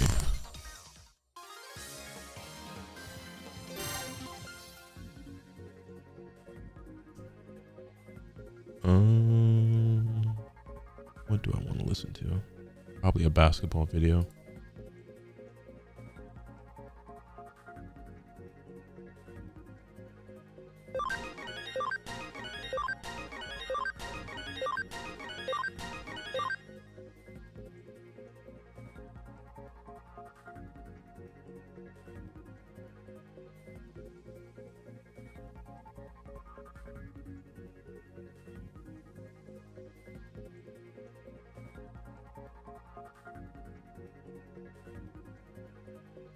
Volume Happy Friday, everybody. Hope all of you guys have had a great week. We got a bonus episode because the New York Knicks are trading Julius Randle and Dante DiVincenzo to the Minnesota Timberwolves for Karl Anthony Towns, a classic instant chaos NBA trade. I'm just going to give you guys my initial impressions on this deal in this video. As you know, we're going through a power ranking series that is full season previews for all of these teams, and thankfully we haven't gotten to either of the Knicks or the Timberwolves yet. So now when we hit those teams, we'll be able to get into more detail. So I promise we'll go into much, much more detail when we get to those videos, but I wanted to give you guys my initial impression on the deal. You guys know the drill. Before we get started, subscribe to the Hoops Tonight YouTube channel so you don't miss any more of our videos. Follow me on Twitter at _JasonLT so you guys don't miss any show announcements. Don't forget about our podcast feed, wherever you get your podcasts, under Hoops Tonight, and then keep dropping mailbag questions in the YouTube comments so we can keep hitting them throughout the rest of the year. All right, let's talk some basketball. So I want to focus on the Knicks angle first. And also, we're getting this out before we see any additional details, so I'm not sure if there was any draft compensation. I'm not expecting much in the way of draft compensation, if any, just because this seems to be a player-for-player type of deal, right? But let's focus on the Knicks first. So obviously you lose Dante DiVincenzo. You're a little thin at the 2 now, right? My guess, though, is that Deuce McBride ends up sliding into that spot in the short term. There's also an opportunity for them to go bigger if they wanted to go with Mikal Bridges at the 2 and OG Anunoby at the 3. But either way, this could be a precursor to another deal. I'm not sure what the Knicks are going to do about the 2 spot. Those videos, by the way, a small price to pay of Mikal Bridges an incredible like getting shots up whatever in the practice facility or an open runs, where whatever. already His have some depth jumper issues. is Lose like Isaiah Hartenstein. broken Obviously, as Mitchell fuck. Robinson is dealing with an injury to start Not the that he's season, ever so had there's like a the prettiest position of jumper, but specific his need. shit looks real And you fucked paid- up all of a sudden. You paid the weakest of your starters from last year, and I really like Dante DiVincenzo for the record, and we're going to get into more details on Dante. I think don't know if Dante any is of us seen them awesome. clips on Twitter. He is a great fit in Minnesota too. We're going to talk about that. But of all the players that you gave up, you give up Dante DiVincenzo, but you give up this kind of clunky, janky fit in Julius Randle, who, when the original version of this team before Mikal Bridges, before OG Anunoby, made some sense as like a secondary shot creator, a forward that you can use to attack matchups as a kind of like a guy to spell and give some rest to Jalen Brunson, right? However, now that OG Anunoby's in the building, now that Mikal Bridges is another shot creator for you, the Julius Randle thing is a little clunky, and you didn't have anybody to play at the center position. Karl Anthony Towns seamlessly slots in at the center position. Now you're going, if Mikal's at the 3, you're going Mikal, OG Anunoby, and Cat at the center position. Just a lot more like natural basketball fit there. One of the things that I didn't like about Karl Anthony Towns with Minnesota is Minnesota really needed a secondary shot creator, right? Anthony Edwards is creating most of the stuff. They needed Cat to like actually create shots. And that to me is not my favorite use of Karl Anthony Towns. To me, I love Karl Anthony Towns more as an off-ball scorer, meaning I want him picking and popping and then catching and shooting or catching and driving on the closeout. Or, okay, you get a favorable matchup like a switch. I like Karl Anthony Towns attacking mismatches in the post. I don't like him attacking other big forwards in the post, right? So like, in order to get those mismatches, you run the screening actions that you like to run. Karl Anthony Towns gives you somebody that can attack a mismatch on the other side. So like, imagine a Jalen Brunson, Karl Anthony Towns 2-man game. A team switches it. Now you got a small on Karl Anthony Towns. You dump it to him in the post. He can go to work. They run a drop coverage. Jalen Brunson can get downhill and engage the screen defender. Cat can pop. The pick and pop is the hardest action to guard with a traditional drop coverage because your center is dropping to the basket and then has to close out to the three-point line, or you have to rotate from the weak side, which now your defense is in rotation and you're running around like your hair's on fire, right? So like Karl Anthony Towns, absolutely seamless offensive fit. Now, as far as the defensive end goes, that's the big question. Obviously, Karl Anthony Towns is not the type of defensive player that Mitchell Robinson is. Not even quite as good as Isaiah Hartenstein was, who I actually thought was pretty solid for the Knicks last year. However, if you're going to be weak protecting the rim, you want to be good on the perimeter. And so, let's say at the start of the season, it ends up being what did he say? He lost like 15 pounds or something like that, which is pretty good. I mean, Bridges on the other team's I best wouldn't guard, say it's like Embiid was out of shape, but losing that weight probably helped him be a little bit more mobile, more agile. Very, very good perimeter defenders, all of different archetypes. I don't think he'll lose too much strength or anything is like a either. small, He's a pretty super quick-footed player that can really pressure the ball. Mikal Bridges has length and can apply back pressure, is a good screen navigator, a guy that's more using his long arms. And then OG Anunoby has the strength. He's this big tank of a forward. And so you can kind of pick and choose how you match up with those guys and give yourself a chance to contain the ball. If you contain the ball, rim protection is nowhere near as big of a deal. And so, like, again, if you're gonna have Karl Anthony Towns in, yeah, I mean, I'm not like a Joel Embiid hater like some other people are. Like, I'll crack my jokes, whatever. But I'd like to see the nigga actually go on a run and accomplish something beyond making it to the second round. I mean, obviously he won an MVP, but you know, playoffs. That being said, I just can't see the Sixers it just gives that team another dynamic Knicks or that they didn't even have after the Mikal Bridges trade. So I'm super, super excited to see what the Knicks look like with this group. TD Tutty taking it to the house, in for 6, whatever you call a touchdown. One thing's for sure, touchdowns matter more at DraftKings Sportsbook, an official sportsbook partner of the NFL. On the ground, in the air, from the special teams or defense, we don't care how they score them.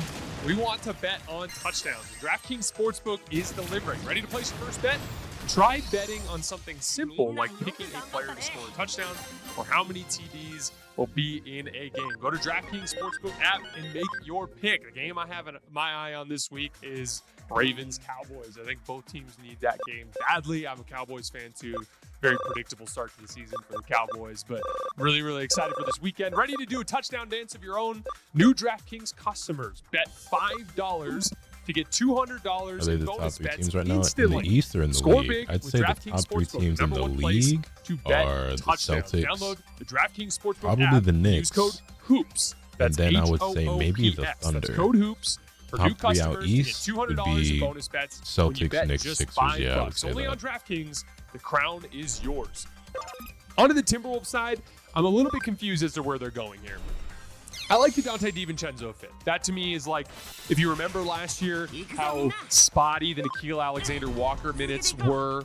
If Dante DiVincenzo slots into the starting lineup and then you put Mike Conley at the 2 or whatever you decide to do, or Mike Conley, I should say, off the bench, whatever you decide to do, I just like that core better. Like if I like a 3-guard core of Anthony Edwards, Mike Conley, and Dante DiVincenzo more than I like it Anthony Edwards, Mike Conley, and Nickeil Alexander-Walker, right? Like Dante's just a way more reliable, and he's a way more reliable shooter than Nickeil Alexander-Walker, but he also has a lightning quick release, and he can shoot it from deep. And like you guys saw in the playoff run, like he had some they're out stretches where west, he shot but, the seams off the basketball. I do think they are absolutely one of the best teams. Because in you the guys league know now. I've been critical of Anthony Edwards. Like they were already the number 1 seed in a super and just stacked Western Conference last year, and they only got better this offseason. You would imagine progression from some of the younger guys, and they added Alex Caruso and Isaiah Hartenstein. Yeah, that team's going to be... He is an excellent ball pressure guard. Dante DiVincenzo is like a scrappy, pain in the ass point of attack defender. And so like him next to Ant can slot him into an easier defensive role as well.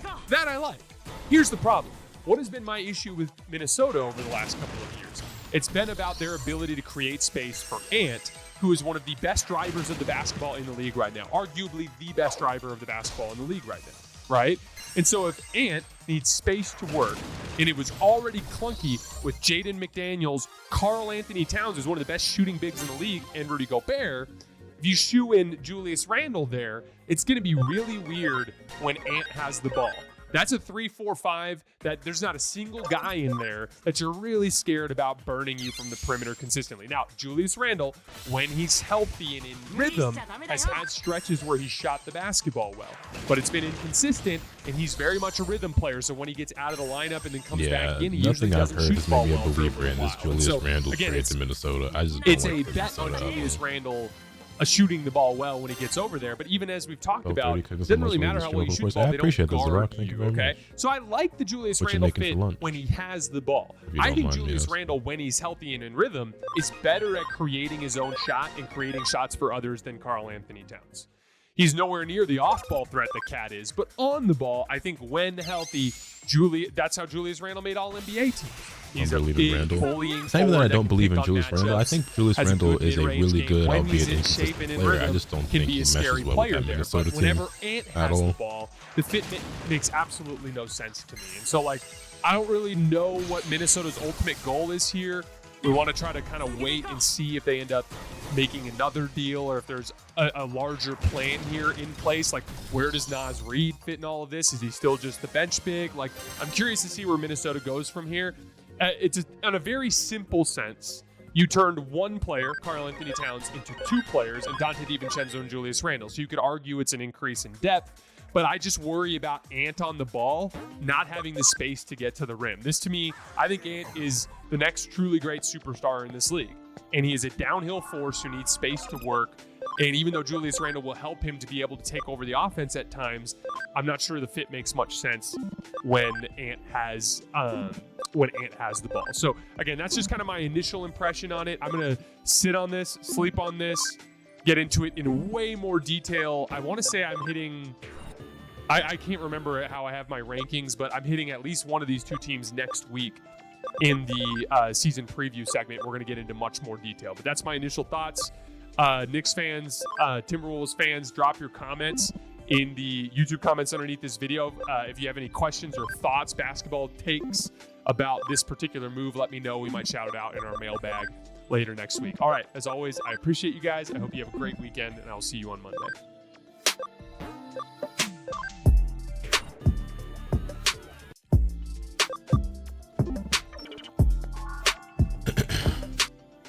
What's the word, y'all? This parity field league that we have today is my favorite ever. The last time we saw a back-to-back champion was a 2018 Have you been enjoying the game I played when it first dropped and ended up stopping for some reason? I have to pick it back up. I played the game several years ago myself and loved it. So this is the Boston Celtics dominated the regular season, I'm having a great time. dominated the postseason, and they're trying to be the first team since that 2018 Golden State Warriors team to go back-to-back. And there are a few different arguments that make me think that they could do it.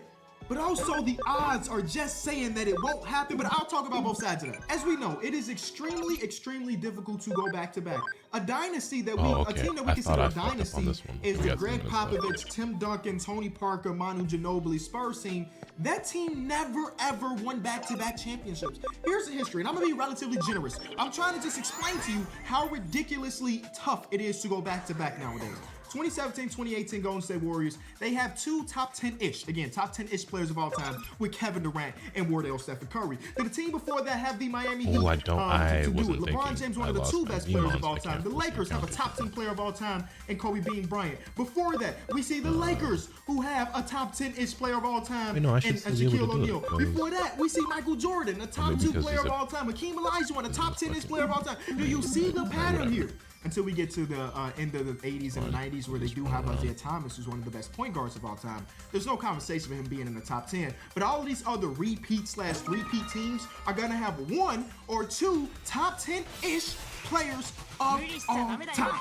So the odds are saying, if that is the recipe that it takes to go back-to-back, the Celtics don't really have that. Hey, shout out to my boy Jason Tatum. I don't know if he'll end up being top 10 of all time, but I'm a bet that he doesn't. You know what I'm saying? It's just incredibly hard. Again, I think you can build a dynasty without going back to back, as we've referenced the Spurs of previous years. But this Boston Celtics team is in a unique spot, right?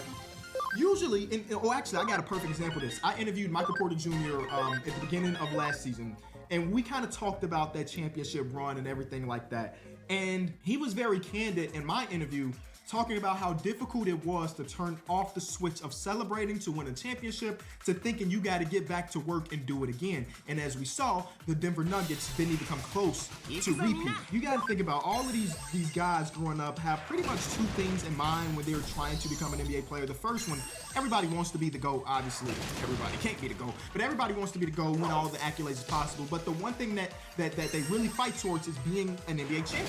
And a lot of times these players get that championship, and it's hard to try to figure out what they're grasping for next. And it's easy for a team coming off the championship to not be as successful, as dominant as the year that they did win it. This Boston Celtics team comes in a very unique spot because somehow, after winning a championship, they in their minds still are playing for things. And that is incredible. We'll start off at the head of the snake. Jason Tatum had a pretty bad shooting. I still got Boston as the favorite. Like, obviously, he's making a lot of good points about this whole back-to-back thing, but I really don't see anything other than health stopping it. But at the end of the day, the shot was not falling. And even then, they have to get like riddled with injuries because they can afford to lose an important player and still be great. And he basically got DNP coach decisions a few times in his biggest. Like, they can lose a starter and still be a championship team. The chip's on your shoulder usually fall off, but for Jason Tatum, the chip is as big as ever. And he talked about it, like he's not a guy that needs exterior motivation to be a best version of himself, but now that he has that on top of it, it's another reason for him to get into that lab and become a better player. Because you watched that finals. It was ugly. It was ugly shooting. But there was a video. Let's see if I can find it. The side-by-side of Jason Tatum's jump shot last season versus what he's been in the lab working on. And there's a noticeable difference. Will it matter? I would hope so.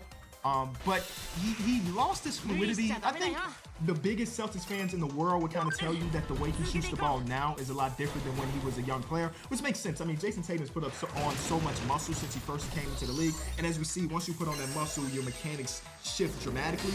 And it looks like he's closer to shooting mechanically than he did in his younger years. And I think that's a really good thing. Because last year, for the most part, Jason Tatum was a good shooter. He's historically been a good shooter. This is the biggest I can make this image, by the way. So please bear with me. Last year we saw his shooting. Oh, wait, no, I can make this better. Oh, beautiful. Last year we saw his shooting completely drop off, where for the most part, you think about October through January, he was sitting, let's say we average all of these out, 36-37% from 3. He gets to March, he is hot. He is hot in March. He's shooting 46%, and then April hits. Something happened in April where his jump shot completely falls off. In the playoffs, it's atrocious, and then in June, it's just as bad. But luckily, again, the team is so well put.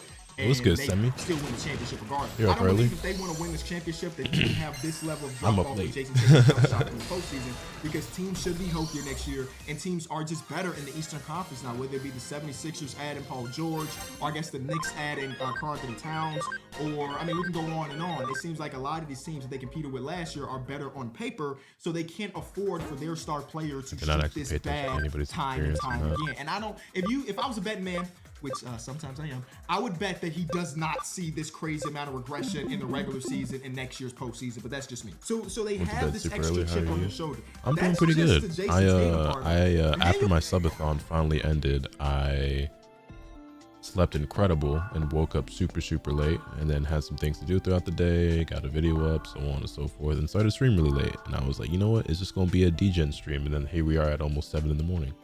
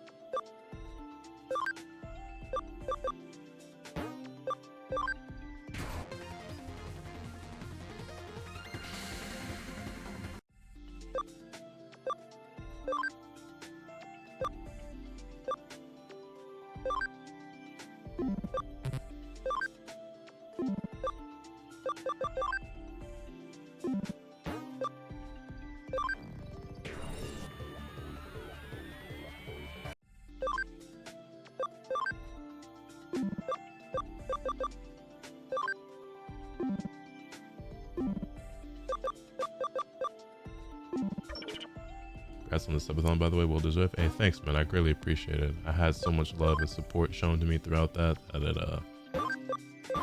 it was just incredible. And I've had a lot of people like congratulate me and tell me they're proud of how well things went.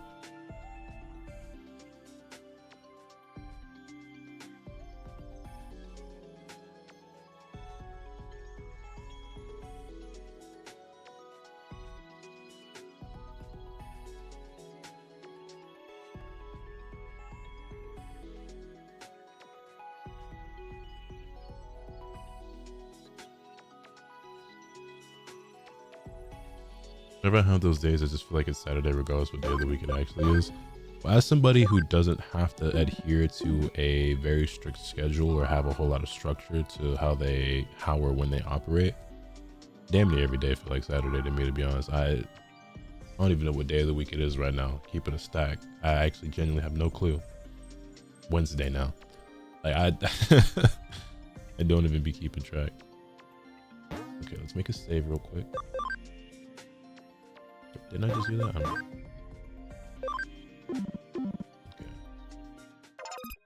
Got 4 minutes left on this.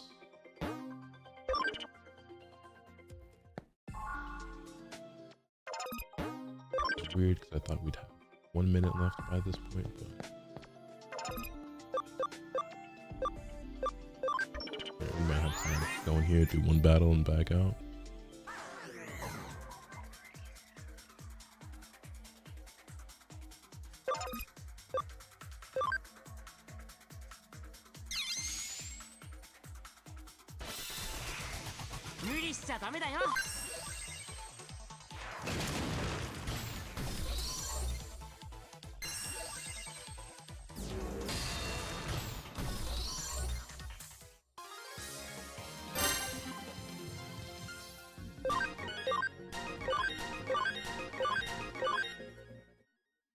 Alright, quickly back out.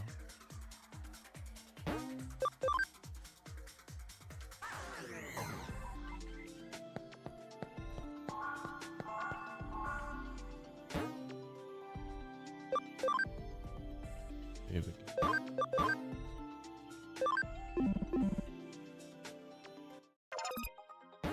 Minutes, okay. We got time to run in there and do another. Trying to get a save while that's at 1 minute.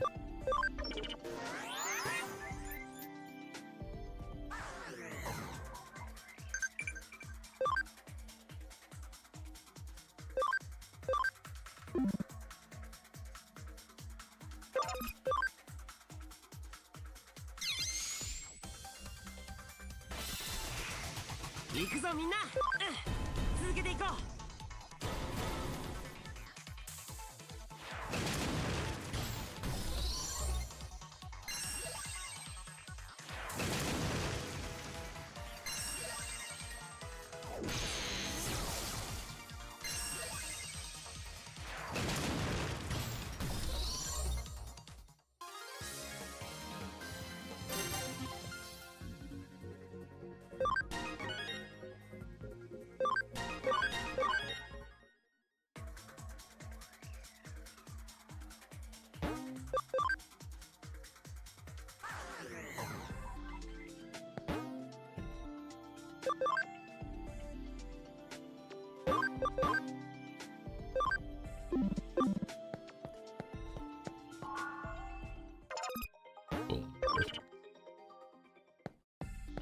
Okay, now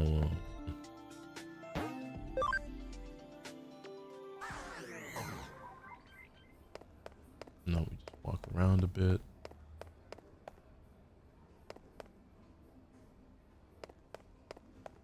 Actually, we could probably just stand here and wait. All right, this is the part where we save scum and try to get this fucking tactician USB.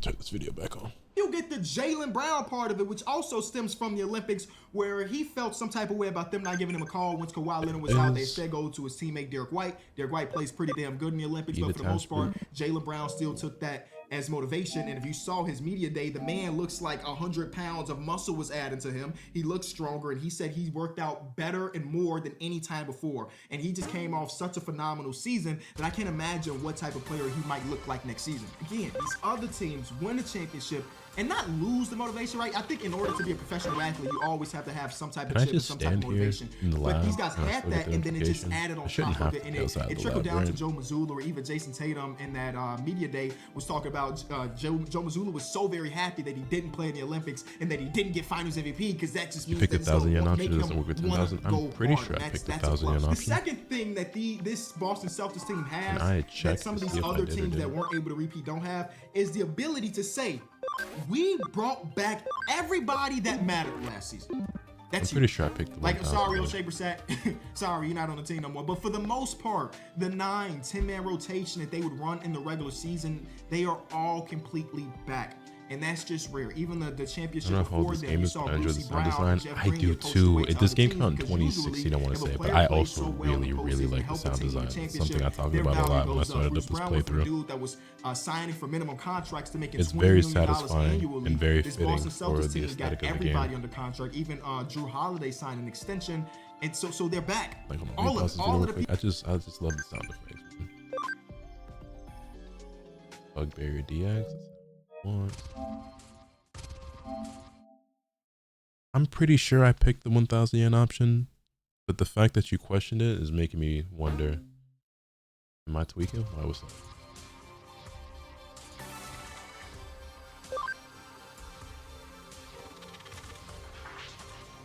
Talking ball in the back. Oh, that was, I had a YouTube video. Pieces of back. And I believe that the level of dominance that they went on in the regular season should be able to be replicated. Now, they might not win the Eastern Conference by 14 games like they did last year, but they should. Anyway, yeah, just like.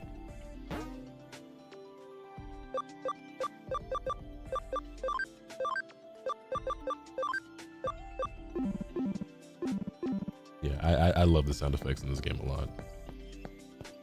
Everything from the sound of you walking to the menus. One of my favorite ones is the sound effect when you completed an investigation and you go up to the board and then they stamp it and clear. It's really good. I like it a lot. Stand head and shoulders above the competition, even though they still do have that injury of Kristaps Porzingis where they're telling us it's probably going to be December or January before he's back. But other than that, they should still be good. Like, Porzingis last year was the best break in case of an emergency asset you can have in basketball.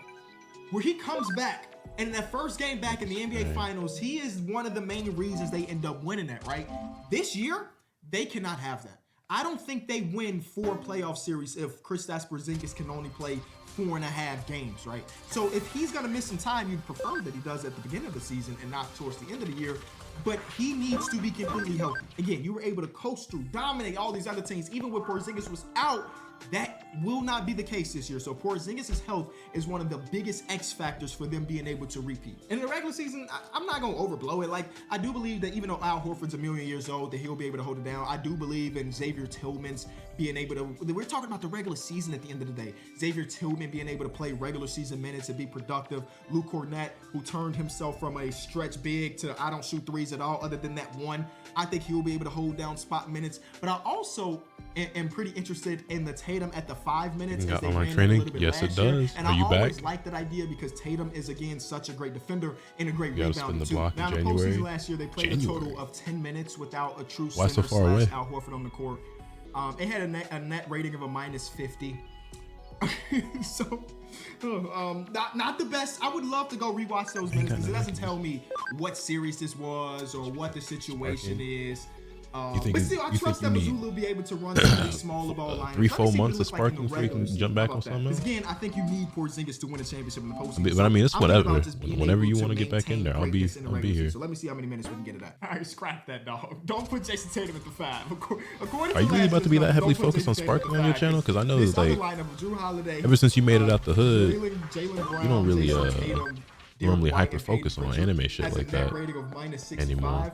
It's only I know this 5 one's kinda minutes different, in total but- game, so I don't know what the context is here. I gotta go watch the film more than anything, but the numbers are not in favor of that. But I'm gonna not care about the numbers and say that Going Tatum back should play to at the least a little hood. bit of 5 in this regular season, or we might see what's the guy's Who name. said Afro ain't never done nothing for the Quay to hood? come in and break to the rotation and run some 5. I don't really know, but I honestly do believe there's a chance when you have these top 2 dudes up top, and now I don't really care about player rankings, right? On our podcast, we do ranking every position every single season, but I don't really enjoy doing it all the time. I do that more for content. What you doing up at It's this hour, by become the way? increasingly harder to figure out where Jaylen Brown ranks in the hierarchy of the NBA. Is he the 13th best player, or is he the 23rd best player? Is he somewhere in between? I don't really know. But when you have these 2 top dudes, and when they're going, it's gonna be just hard to stop. Now there are some teams out east that have geared themselves up to guard the 2 big wing thing, because I do believe that one of the main things that's about a the tactician Boston must be. Celtics success is that it's almost impossible to build a team to guard both of them. Usually these teams have one big defensive wing guard, and that's it. Aaron Nesmith, you either get Tatum or you get Jaylen Brown, and the other one's gonna cook because we don't have an answer for him. Like, the Knicks have 2 of the best wing defenders in basketball. I can't wait to see if we see that type of series and what that could look like. One of my favorite things about the Boston Celtics season was I'll be right back. watching Drew Holiday shift his game.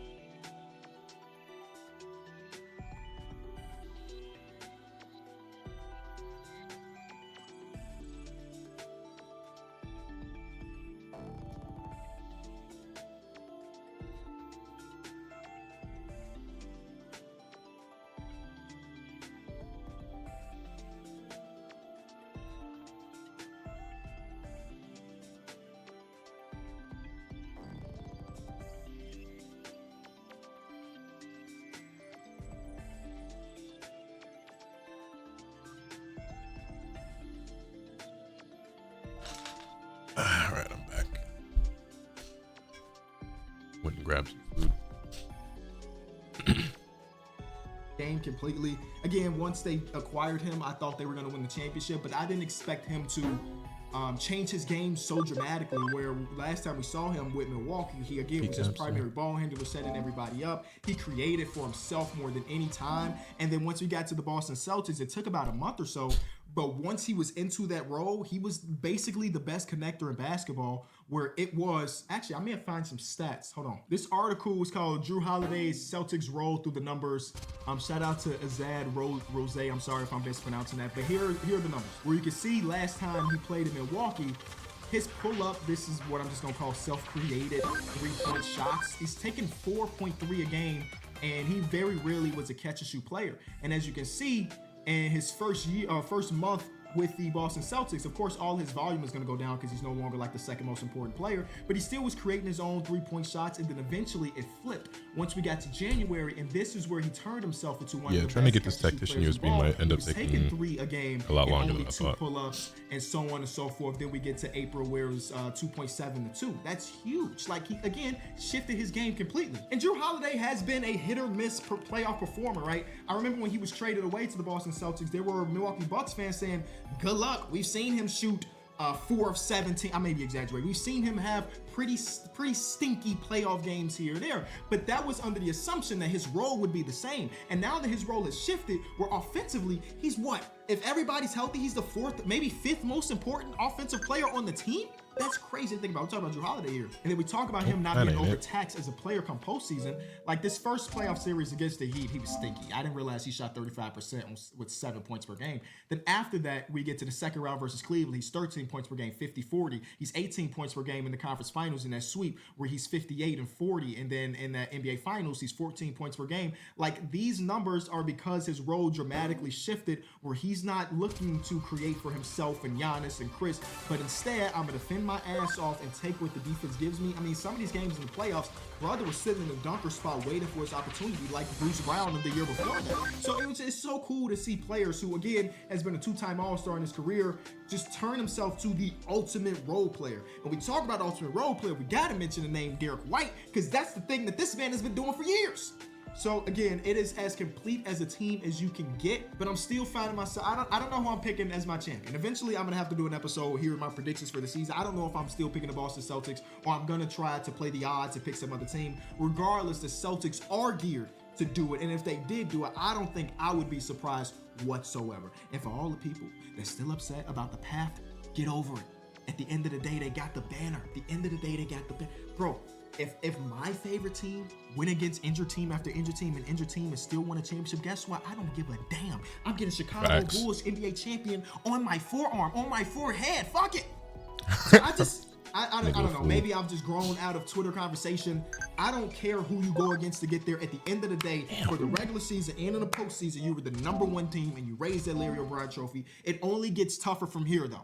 And if they flame out this year, I'm not looking revisionist history, and 2024 championship is not as valuable.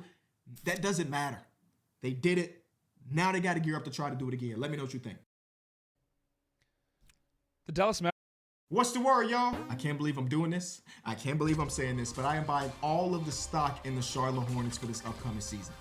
I would too. I know the track I think record. they're going to be a of lot better. I know the year. track record of their star player, and yet I can't stop convincing myself that this is going to be the year that they exceed all expectations. Woo! Okay. Over the last couple years, I felt this confident about a few different teams. No, facts. Like I try to pick a team that is middle of the pack / miss the playoffs and think that this is going to be the year that they niggas can downplay that championship all they want, but if their team won it, they Hawks. wouldn't be acting like that. I missed that shot. They sucked. They didn't meet any expectations. I was so very disappointed. But the year before that, my team was the Sacramento Kings. And that team was one of the darlings of all the basketball, baby. Like the beam, like the beam. So this year, I'm going Charlotte Hornets. You think about it like this. I shoot 50%. And if we talking 3-point percentage, I'm one of the greatest, if not the greatest shooter of all time. But if we talking like free throw percentage, I'm awful. So it's really all about perception and interpretation, okay? In this video, I'll try to explain to you why I believe in the Charlotte Hornets. Maybe you take it with a grain of salt, maybe you don't. But let's say this right here. If they trade away Nick Richards to the New York Knicks, which is a rumor that is going around the association right now, then delete this video. About that. Shit ain't happening. Bro, fuck.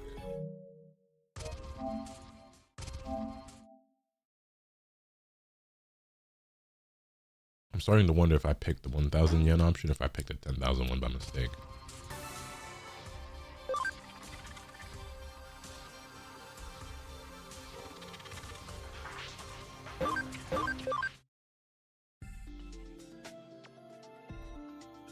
I don't believe in them anymore. Why? It's not because Nick Richards is this saving grace of the Charlotte Hornets franchise, but it tells us the direction that this management group is going to. Are they saying that we have the core of LaMelo Ball, Brandon Miller, and Mark Williams, and we're ready to try to compete for a playing spot? Or are they saying we're still trading away assets to get future assets? I don't really know. So if they trade Nick Richards to the New York Knicks for second-round picks and a salary filler, that tells me everything I need to know. But if we're going into the season with this roster, I believe that they could make some noise.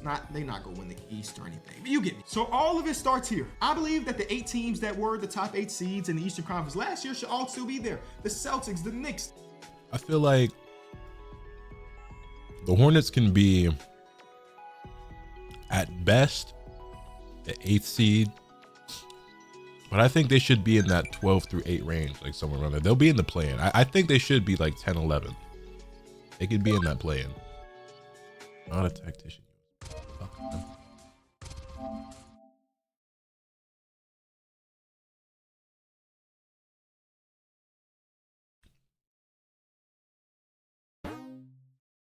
The Bucks, the Cavs, the Magic, the Pacers, the 76ers, the Heat, those 8 teams, I think we can agree, should be playoff teams / play-in teams this upcoming season, which means that there are 2 spots available for the 9th seed and the 10th seed. And here's my rationalization.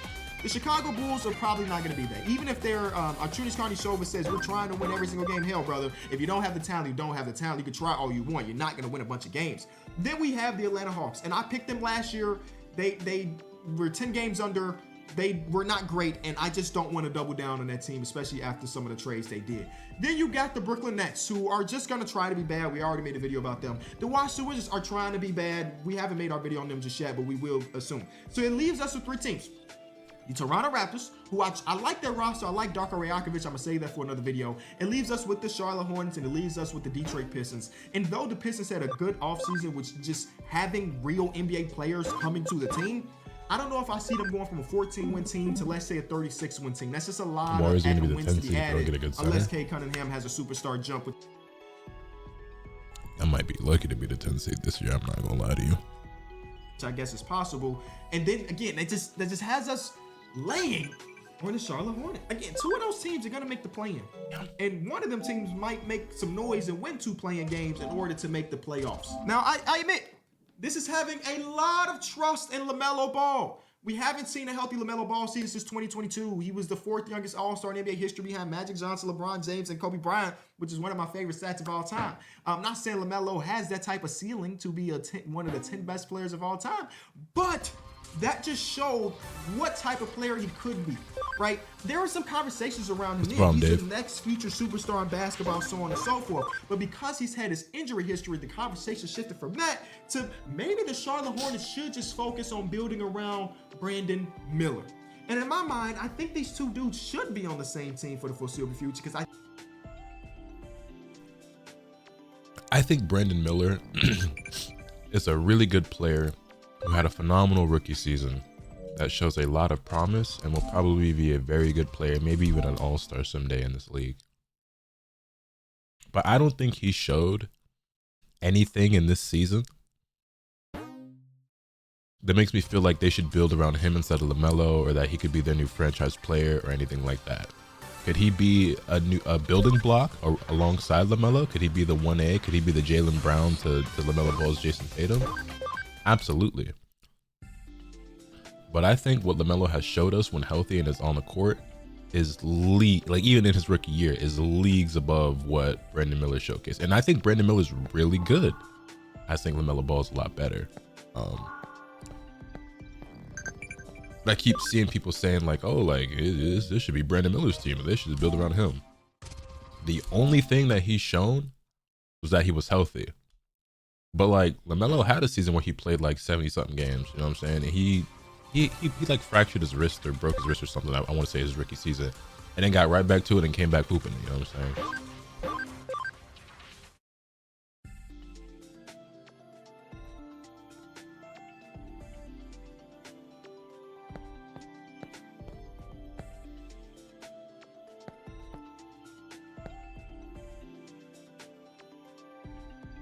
I think he meant he wasn't willing to give up AirPods in a trade for Larry Markkinen, Darren.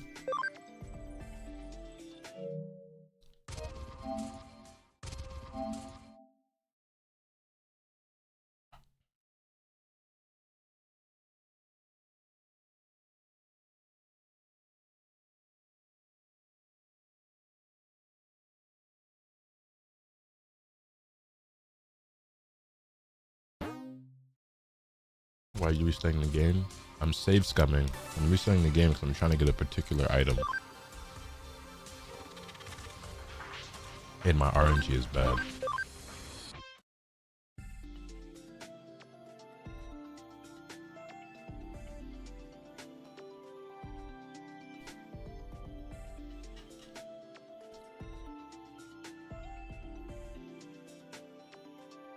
Thought they wanted Kaminga. I don't remember what they wanted, but I'm starting to feel like I picked the wrong development option when I did this.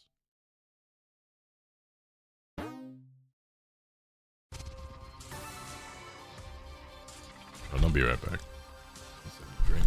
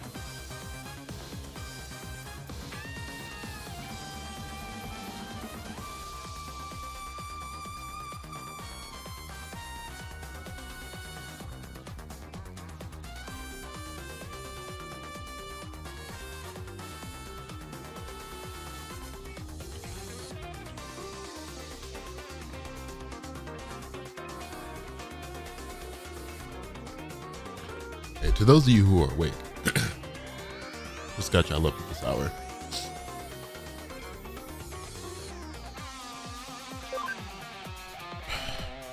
I think they fit each other. Maybe not like a glove, but very, very close. Again, we're talking about a 20-game sample size from LaMelo Ball, so it's hard to really take that and say like he got better this round, he got better this round. But in that 22-game sample size, yeah, it's not going to be a great season for Warriors fans. 20-something game sample size is crazy. That I was impressed with. One of my major criticisms about both of the Ball brothers is that they don't put pressure on the rim. LaMelo did it a good amount his rookie season, then he stopped for 2 years straight. Well, it's like, brother, are we going to shoot a floater after floater after floater after floater? How about we put our head down, draw some contact, get to that line / make some layups? And last year, he had his second highest rate in his entire career at like 34% of his shots were at the rim, which is pretty damn impressive when you compare it to 22% the year before that. His in-between game has evolved. He's not going to be a guy that's going to stop and pop for mid-range jump shots very often. That's just not the NBA way. There's just a small percentage of players that get that done. But when he did decide to do that, and that counts kind of like he has that one-handed floater that he can shoot from the free throw line. He does it all the time. His percentage there, and I'm not just going to be talking about field goal percentages in this video, but he shot 44% on mid-range jump shots this season. That's pretty damn good. And not what we're looking for, this season was his worst three-point shooting year at 36%. But I think that he was more, I don't know, deliberate about his three-point shot attempts versus previous years. And he shot 36% when the first 10 or 15 games of the season, he was shooting 22%. So the last couple games, again, 20-something game sample size, he started to really pick it up. And when I talk about him being deliberate about his three-point shots early in his career, he definitely was more like, I am really about the flash. And that flash ain't going away, but it's gone down significantly over the course of his career. So part of that flash was, I'm going to shoot a 32-foot three-point shot 20 seconds, 4 seconds after we dribble the ball up the court. I'm just going to get it up there, and if it hits, it hit for Instagram, and if it doesn't, nobody sees it because I'm playing in Charlotte, right? I thought this season he was way more deliberate in his shot taking and his shot making this year, and that's great for his progression as a player. He still does turn the ball over more than I want from my starting point guard, but I just don't understand the idea of trading away this mode of player, a 6'7" super plus playmaker that can create for himself and create for others.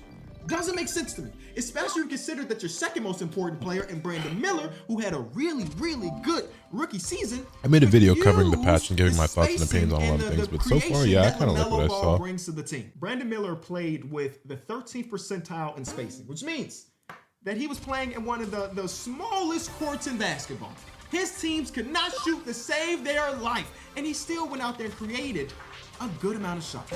And he was such a good catch-and-shoot player that I just can't help but to think that he's going to be better next season based on him playing with LaMelo, who is great at creating shots for his teammates. So it's a big bet on LaMelo Ball staying healthy and continue his progression as an NBA player.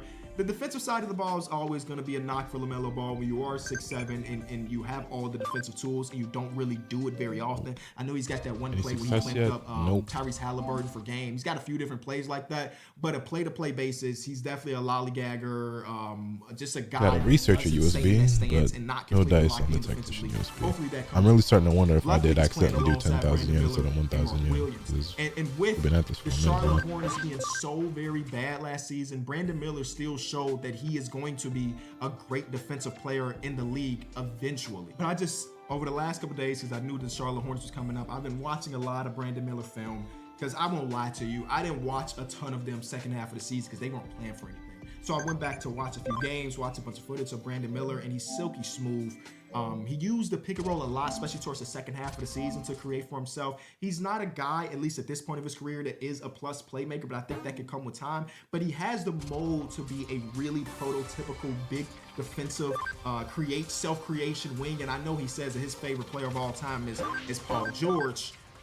What'd you have for lunch, tell that Rock? by watching him play. Shooting 42% on self-created pull-up jump shots is insane for a 20-year-old rookie. That is insane to me. I need y'all to really think about 42% on pull-up mid-range jump shooting for a 20-year-old. It's insane volume for one, and also success. I saw USB for a second. I'm just buying in on him continuing to get better and better as the players around him get better. And the last super important piece of this core is Mark Williams, who also has not been healthy for some time. I think he played 20-something games, and it was supposed to be like a lower back contusion, and he ended up not playing for the rest of the season, which is a little bit scary. But he is a rebounder out of this world, offensively, defensively. He can come to the point of attack as a defender, which again shows crazy versatility for the young guy who's 7 feet tall. I just believe in all of these dudes progressing together, and maybe that's naive of me to think that's going to happen when you think about such a young core. But I like what they have going on over there. They have new management and a new coach. And I really believe in that. I never noticed it before until I did some shit like this, but you get in and out of this game very quickly. I don't know a lot about Charles Lee because he's been in the NBA for 10 years now. He started as an assistant. I like that a lot. I wish every game was this quick to get in and out of. Coaching job, but we don't really know what his philosophies are going to be other than from the few interviews I've watched. He wants to improve the defense, which is extremely important if you want to win basketball games. And he also wants to continue the pace that the Hornets have been playing with over the last couple seasons. That's all I really know about him as a coach. But I watched the damn Charlotte Hornets documentary when they were going through the draft process and they were introducing the new guy that's in charge. They were introducing the new coach and everything. And I was like, these dudes, I believe in these dudes. And maybe, again, maybe that's naive of me. Maybe that's naive of me. But I believe in Charles Lee being able to get a good amount of success out of this roster. And here's the rest of it, right? Miles Bridges re-signed a 3 years, $75 million. Good NBA player. That's all I can really say about him. Obviously, there's some other stuff.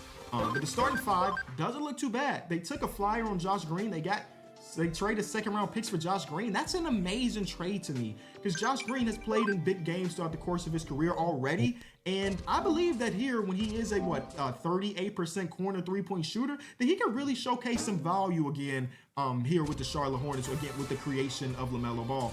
Micic, if we get the Serbian national team version of Micic, they in a real good spot.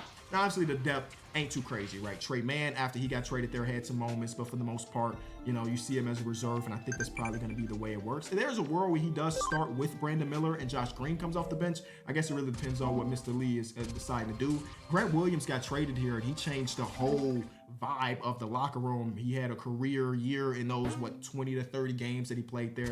And I already mentioned Nick Richards is one of the more underrated centers in basketball, and if he uses a backup, those are good minutes. Like, I like this team. And the projections aren't good for them. I know they're not good for them. but I do believe that they can be better than what they're projecting. I just want this tactician USB, make my life easier. 43 games. Now that was a more veteran-led roster when you have a Rozier and you have a Hayward and so on and so forth. But in my personal opinion, a healthy season of LaMelo raises this floor and the ceiling quite significantly. And I believe in that. I'm gonna do this for like any another compelling 20 arguments? minutes, and if I don't get it, I'm gonna just Basically, the main argument is like if they're healthy, this is hang an it okay up roster. because I should get some This video sleep. could have been 30 seconds long. If the Charlotte Hornets are healthy, this is an okay roster with an intriguing coach. Done. To the untrained eye,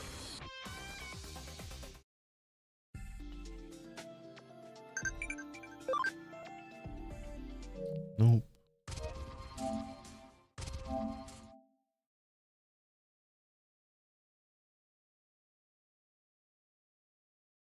What's the word, y'all? About a week or two ago, I saw this conversation. Sorry, I'm just watching all the Kenny videos that are in my revolving around the Cleveland Cavaliers. watch later And in list. that moment, I wanted to get a tweet off. You know what I'm saying? I wanted to make a video, but I decided no. I know I'm doing this series, and eventually I'll be able to talk about the Cavs. Well, today is that day, and I don't have the tweets because I don't want to accidentally send hate to somebody for an NBA opinion that I disagree with. At the end of the day, it's basketball. Somebody's gonna be right. Somebody's gonna be wrong. None of it matters in the grand scheme of things. But the basis of this argument was a majority of the teams around the Cavs got better this offseason.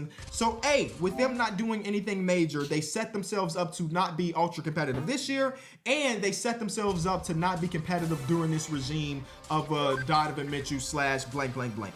And again, it's a sound argument, I would say, but I disagree with it on both fronts. So the idea is that like the Boston Celtics, they need to get better. They beat the Eastern Conference by 14 games. They're just going to come back. They're probably going to dominate the East again. But the Knicks added Mikal Bridges. The Milwaukee Bucks added 3 minimum players that should make their players 7 through 9 significantly better and more impactful for the season. The Orlando Magic got KCP. The 76ers brought in goddamn Paul George. What did the Cavs do this season? This offseason at least?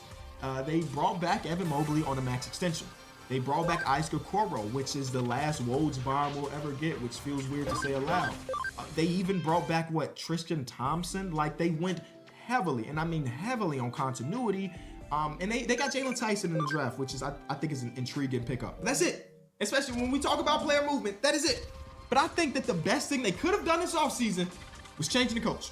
I don't want to act like Kenny Atkinson was one of the 10 best coaches in basketball when he coached the Brooklyn Nets, but he did things that I think are going to be beneficial for the Cavs. I think there are 7 new head coaches in basketball, new / players changing roles, like JB Bickerstaff is now in Detroit. He's not a new coach, but he's in a new role.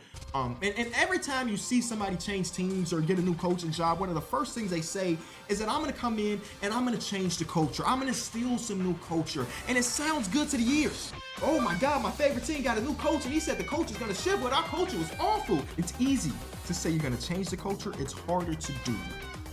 And I believe that Kenny Atkinson, based on his last spot, is a guy that can do that. Think about what the Brooklyn Nets were before Kenny Atkinson became the head coach over there, and think about what he was when they fired him because he didn't want to play DeAndre Jordan.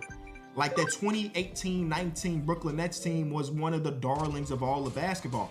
They didn't have an extreme amount of talent, but damn it, they made the playoffs. D'Angelo Russell was an all-star. And again, I'm not acting like Kenny Atkinson is this superior mastermind when it comes to basketball. I think there are things that he does very well and things that he doesn't do very well. And who knows, maybe he does turn into that after a few seasons being with the Golden State Warriors and so on and so forth. But one thing I remember quite vividly about his tenure with the Brooklyn Nets is that he maximized the talent that he had. There's this video by an account named Buckets Basketball where he put together a lot of the different sets that they ran during his tenure with Kenny Atkinson. And it's not like Kenny Atkinson reinvented the wheel, right? A lot of the stuff is things we've seen before on other NBA teams. But I want to be nice here when I say this. The stuff that's being ran here, let's just say it's more interesting / thought-provoking, is that the right word, than what JB Bickerstaff was running over the last 2 seasons. Again, being nice, I do think that JB is an okay coach, but I think Kenny Atkinson is a better offensive-minded coach. I hate that we get an ad right in the middle of my article, whatever though. Atkinson has plans to add octane to Mobley's scoring. It's not simply adding more 3-point shot attempts. Yes, that's part of it. The goal is to increase Mobley's shots, period. Atkinson wants Mobley as a key part of the Cavs' fast break and other up-tempo offenses. Up-tempo offenses, you say? Well, they ranked 24th in pace last season. Up-tempo offenses, huh? I kind of like that. And when Kenny Atkinson was the coach of Brooklyn, his teams were 1st in pace, 6th in pace, and 11th in pace. Significantly different than what the Cavs just ran this year, but deeper than that. A lot of my optimism about this season / the future of the Cleveland Cavaliers have to do with Evan Mobley. I know some people are off the Evan Mobley train because he hasn't got much better offensively since he came into the league. I don't know, maybe I'm just a prisoner of the moment in small sample sizes. What I saw in the postseason last year made me extremely optimistic about what Evan Mobley can be as an offensive player. We know he is defensively, right? He's one of the best defensive players in basketball. I love him as a roamer in the Giannis / Jaren Jackson Jr. role. I love that so very much. I even love it when he is the only center on the roster on the court, even though those lineups aren't as successful as when it's both of them. I love to see him play both of these roles. That defensive part, done. It's going to be better and better throughout the course of his career. The offense is the place that if he is unlocked offensively, the ceiling of this team is ridiculous. And yes, the teams around them did get better, but they had so many hiccups and bad things happen to them last season. For them to still walk out as a 48-win team is incredible. Part of the biggest offseason moves is say, hey, we're coming into camp healthy. Because last year, we've used this before when we were talking about the Miami Heat. Last year, the Cleveland Cavaliers were 4th in basketball when it comes to minutes missed by top-end talent. I think Donovan Mitchell played 55 games. It was 50 games from Evan Mobley, 57 games. I thought I would have one by now. Missed a ton of time, and they still walked out of there and won 48 games. So with some better injury luck, this is easily, in my mind, a 50-win team. I don't think it's a team that's going to go out there and win the Eastern Conference and compete with the Boston Celtics. But even with the other teams around them getting better, I trust that this team will maintain / get better when it comes to their overall record. So they had everybody injured for a significant amount of time except for Jared Allen next year. They also have like the same question overlapping on their team twice. And that has to do with, can their backcourt coexist together and be ultra successful? And can their front court coexist together and be ultra successful? And one of the main criticisms was like, hey, you had to make a decision about that backcourt. You had to make a decision about the front court. At least do something. And my argument against that is like, I don't personally believe that every single team should be boom or bust. This is not a season where they need to really be in championship contention, especially if, again, sometimes these players sign these max extensions and ask out a year later. But if you've convinced Donovan Mitchell to play the slow game or be chill with him being in Cleveland, that there's really no rush. Like, okay, yeah, things didn't work perfectly with this backcourt / this front court together under JB Bickerstaff. We just upgraded our coach. I feel like it would have been doing too much at one time if they changed the coach and made some major adjustments to their lineup. Because remember, Darius Garland's 24 years old, Jared Allen's 25, Evan Mobley's 22, Donovan Mitchell's 27. This is a young team, y'all. And while it's not apples to apples, I always think about the fact, because it's definitely not apples to apples, because both of these dudes are basically superstars now.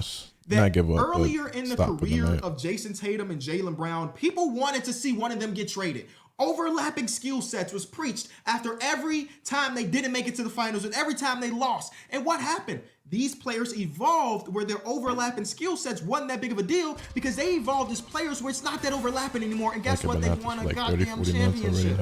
So yes, last year of Donovan Mitchell and Darius Garland wasn't perfect. And it may never be perfect. But having a year and a half sample size for me personally is just not enough to say that they can't coexist or that Evan Mobley and Jared Allen can't coexist. So let's change the coach. Does that just increase a coach with a better offensive vision for what these guys can be. And if it still doesn't work, guess what? Darius Garland still has trade value. Guess what? Jared Allen will still have trade value.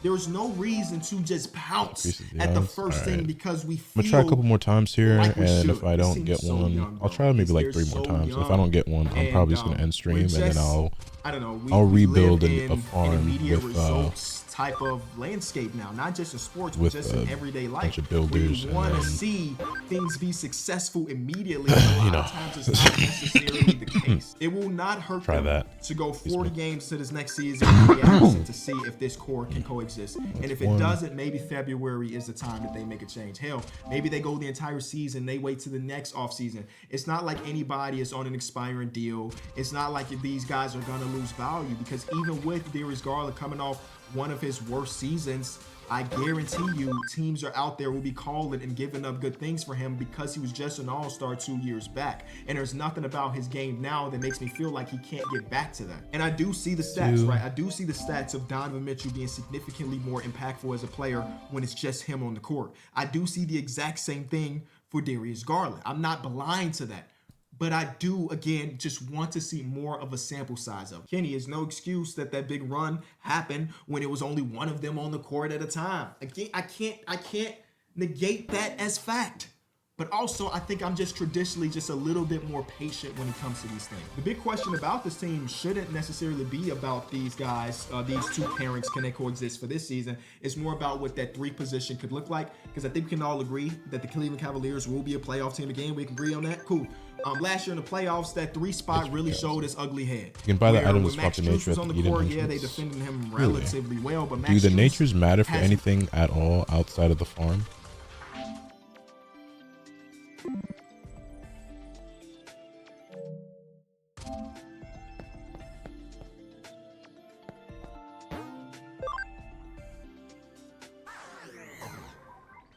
Not really? Alright, I'll do that then. I should have a bunch of money, right?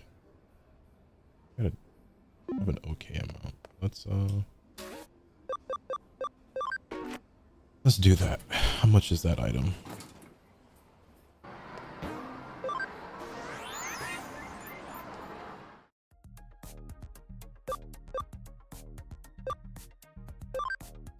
Each nature improves what you do at the farm. I see.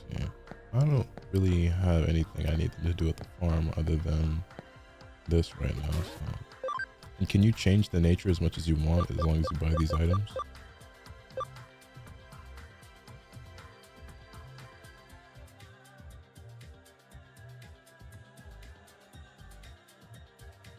Yes? Alright, bet.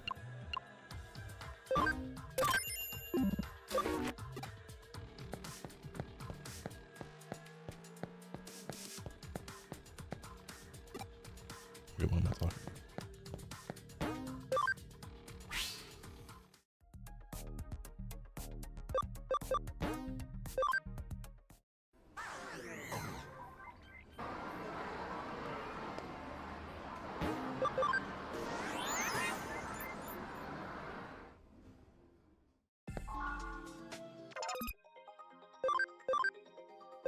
Okay.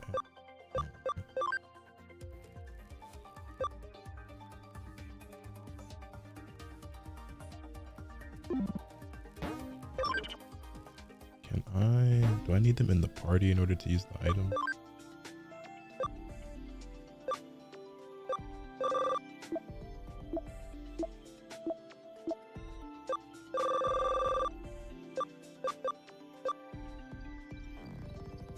Fortunately.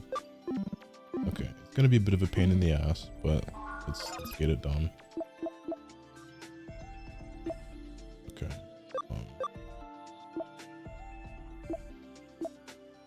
I wish I had a third phone. Okay.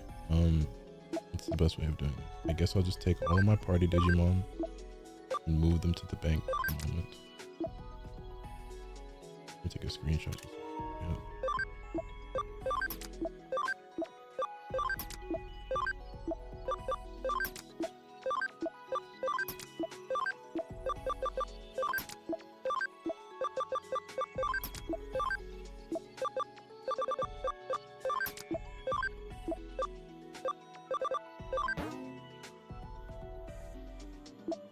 Okay.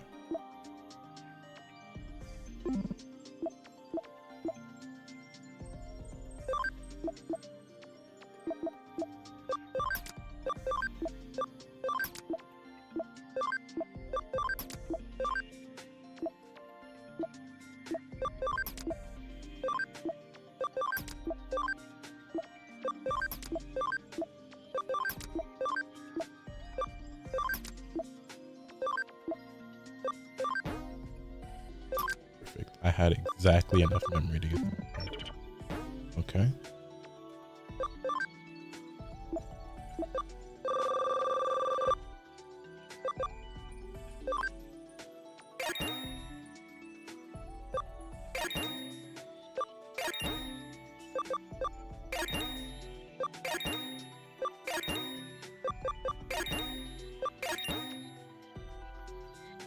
Yo, Ulti, what's good, man?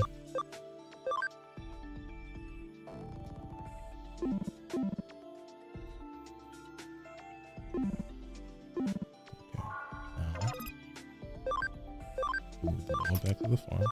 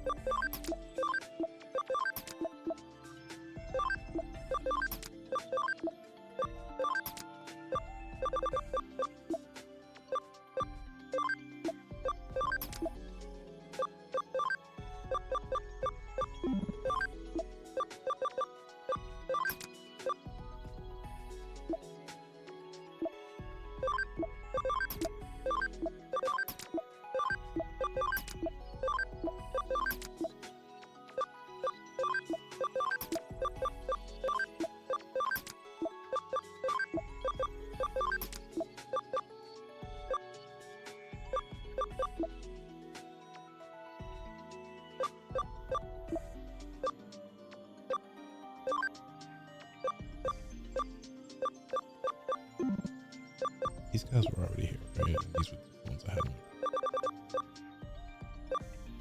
Yeah.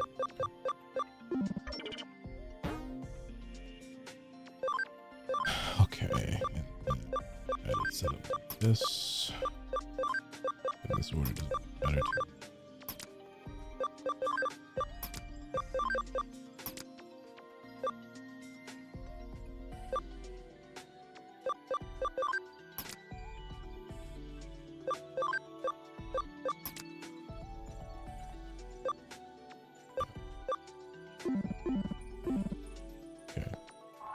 Now,